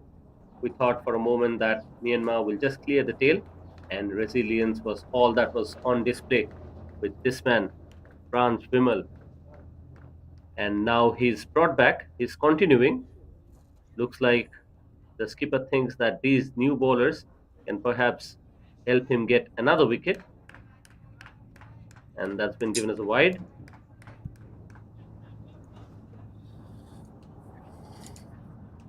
Abrar, do you think this is now a mental game more than a technical one? At this score of 38 for 6, how does a young batter stay focused and not overwhelmed by the scoreboard? The best thing that can be advised is just not to think about the situation that they're in. Sometimes we think of massive targets at one go, which is very difficult. Like, for example, if you see that right now they're batting in the 11th over of this innings, whereas they have to bat out 45 overs, which is the full completion. So, if you think about lasting so many overs, it will just allow more and more pressure onto yourself. So instead of thinking that, I think the best way to go about it is to break down that innings by small bits and pieces. They can think of playing out the first 5 overs like I spoke of before, and play ball by ball, play each ball with respect. And if there's a scoring opportunity, they can just reach out for that. Other than that, they can play defensive cricket and just try to play as deep as possible. I think that should be the goal. Very well said, Abrar. Very technical analysis you have given us. Good insights. And I will totally agree with you. They need to not see the total on the scoreboard. They need to go over by over, start building up the partnership. Because at this stage, if you see the scoreboard, you'll be surely in the pressure. Right now, just be as simple as you can get, but you need to rotate the strike. Otherwise, it will be a pressure on you. Yes, and Anas, I think now is the right time to just have a look at the other bowler. I think Franz Vimal looks slightly exhausted. The ball is not really carrying to the wicketkeeper as well. So I think this is the right time to just have a look at maybe a spinner because the power play has been lifted as well. So maybe just continue with Abhimanyu from one end and just see what someone else has to offer. Yeah, rightly said. I would really want to see the spinner at this stage. As you mentioned, that branch, now his pace looks like a bit slower. Yes, surely it is sixth over, consecutive sixth over. It's not going to be easy in these harsh conditions due to the humidity and heat. Surely, I think now there will be a change, surely, from the captain of Hong Kong. So 12 over gone, now 39 runs on the board with a loss of 6 wickets. We have to see what the captain brings in of Hong Kong, China.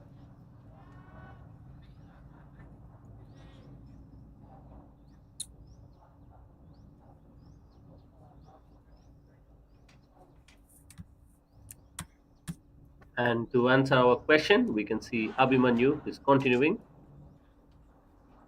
and this is quite interesting because both these bowlers are seemingly quite outdoing themselves. It's never easy, even for senior cricketers, to run in and bowl 7 overs on the trot. So Abhimanyu Ganeshan really has his work cut off, and he's bowling to 4 8. He's 5 of 11 right now. So he's seen how the ball is behaving. So it will not be easy to pick up his wicket, but unless he can just make 4 8 commit that mistake, maybe a rash shot somewhere, and then he can be in the wickets again.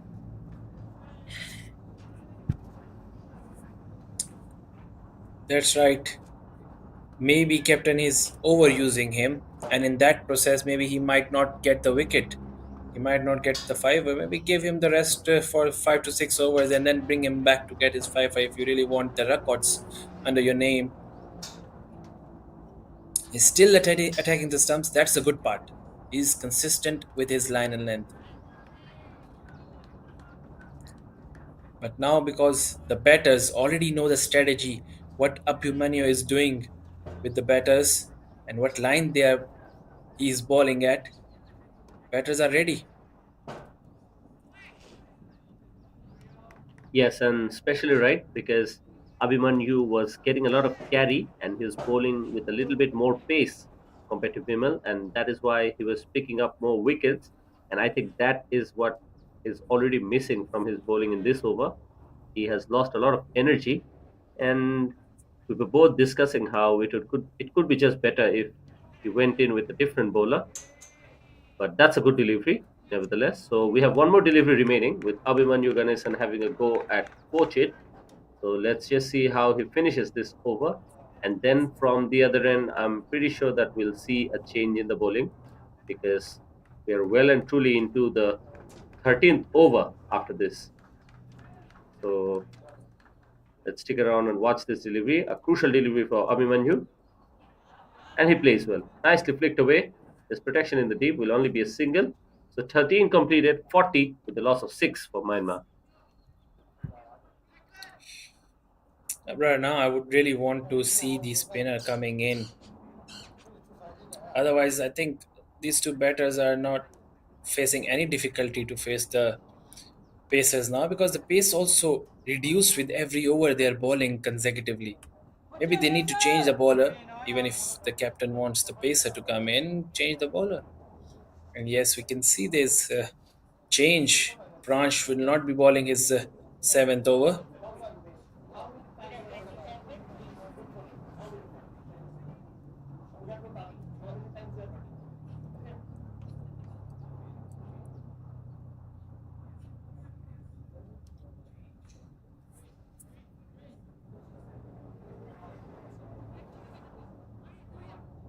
So for the first time today, we have spin into the attack. And I think the spinner really has quite a good chance at this wicket because traditionally we know that UKM has provided a lot of benefit to the spin bowling options. Sometimes you can get that extra bit of turn. Otherwise, varying speed can also allow uncertainty in the batter's mind and eventually help the bowler pick up a wicket. Let's see how the bowler operates. Short pitch to start off, pulled away nicely, but he has protection in the deep, so it will only be a single.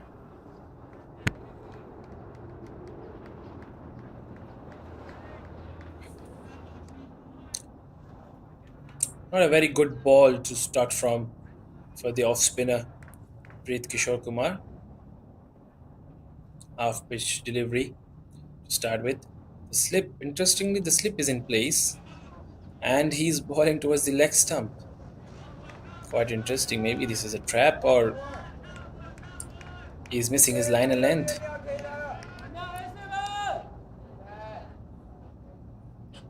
I think he hasn't really settled yet. The two deliveries were not really up to the mark, and so far Fazin has played quite beautifully. We don't have to look at his strike rate here because we want them to survive for as long as possible at this stage of the innings. So he's played 8 of 29 deliveries that he's faced, but he's defended them quite nicely. He's batted with a good technique, and so far we haven't seen any kind of false shots attempted by him. That's right. He has to lead his team from the front. He has to stay there and build partnership and talk with Foychit about the building of the innings to win this match. Surely it's a cricket and it's a funny game. You can never say that Hong Kong China is or must win the game or will they will win the game. Surely the Myanmar side has a chance to win as well if they build up the partnerships. They have a lot of overs, a lot of info.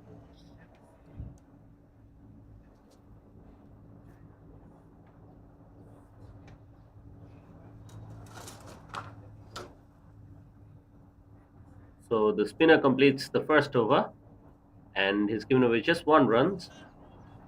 And now I think we are seeing spin from both ends.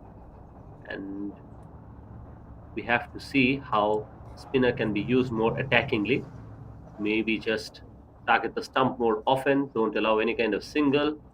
And I think Fazin has looked very good with his technique in terms of defense. Maybe bowling to four chit can reveal some sort of a weakness. But since his arrival, I think they have withered the storm. They have seen off the new ball now, and they're trying to play with a lot of comfort. Not getting the runs, but they are not willing to lose their wickets either.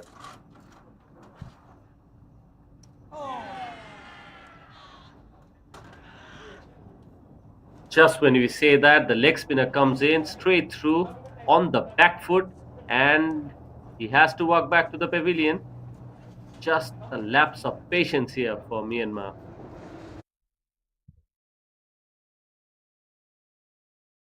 Just have a look at the replay here. Leg spinner, shorter pitched, completely missing that, and you miss, I hit for the young leg spinner, said Pereira. Pochit did his part. He was out there for 18 deliveries, scoring 7 runs, but Myanmar surely did not want to lose another wicket at this stage.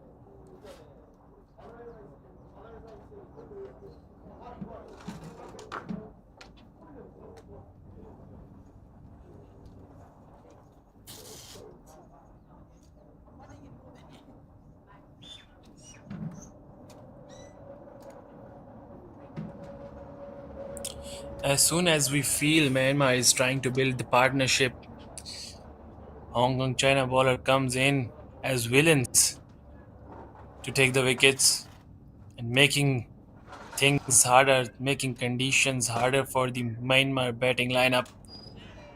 Oh, that's a good delivery. Beautiful delivery. Rolled up his arm above the ball.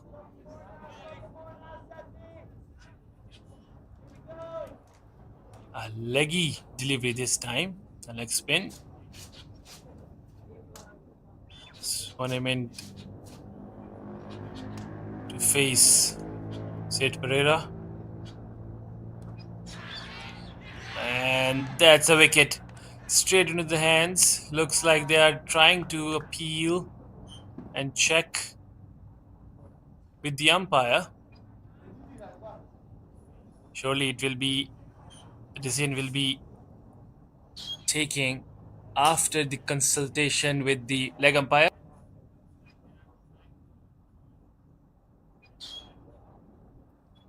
Yes, this is quite interesting.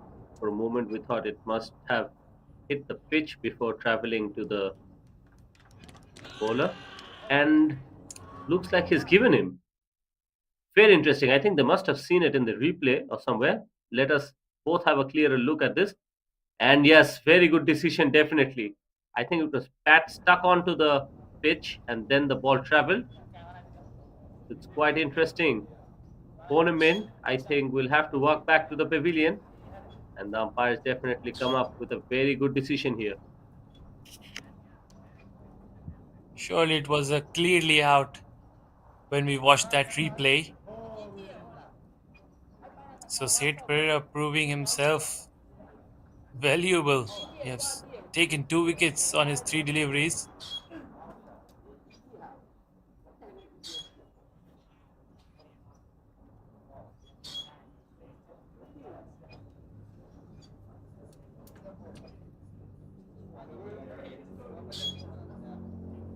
Yes, now well and truly we have exposed the tail, and that's what Hong Kong will be saying. So just like Myanmar on the previous innings, we've seen that when the tail was exposed, that really did not allow any kind of opportunity for themselves. The tail really took the batting deep, and let's see how Myanmar goes about it. With Wazin, the skipper of Myanmar, still out there. Let's see how. Oh, when I say that this is very loose, and the leggy will now be on a hat trick, and this is the second time we have a bowler out there, and just in a span of 4 deliveries, he's already picked up a couple of wickets.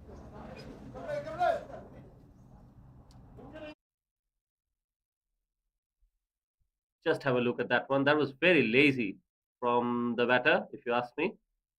He just allows that one to go, and he's disappointed with himself, but you just have yourself to blame, young man. With that, the last batter will come out to bat, and the bowler will be on a hat trick. That's right. He has to blame himself. He was leaving that delivery which was angling into him. It could have been a leg spinner or the wrong one. You can't leave those deliveries.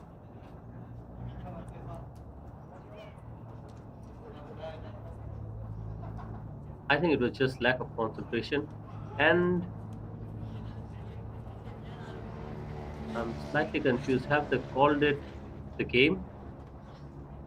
Was it the last wicket? Yeah, the reason is one of their player was retired. The player with the hamstring. It might be that case.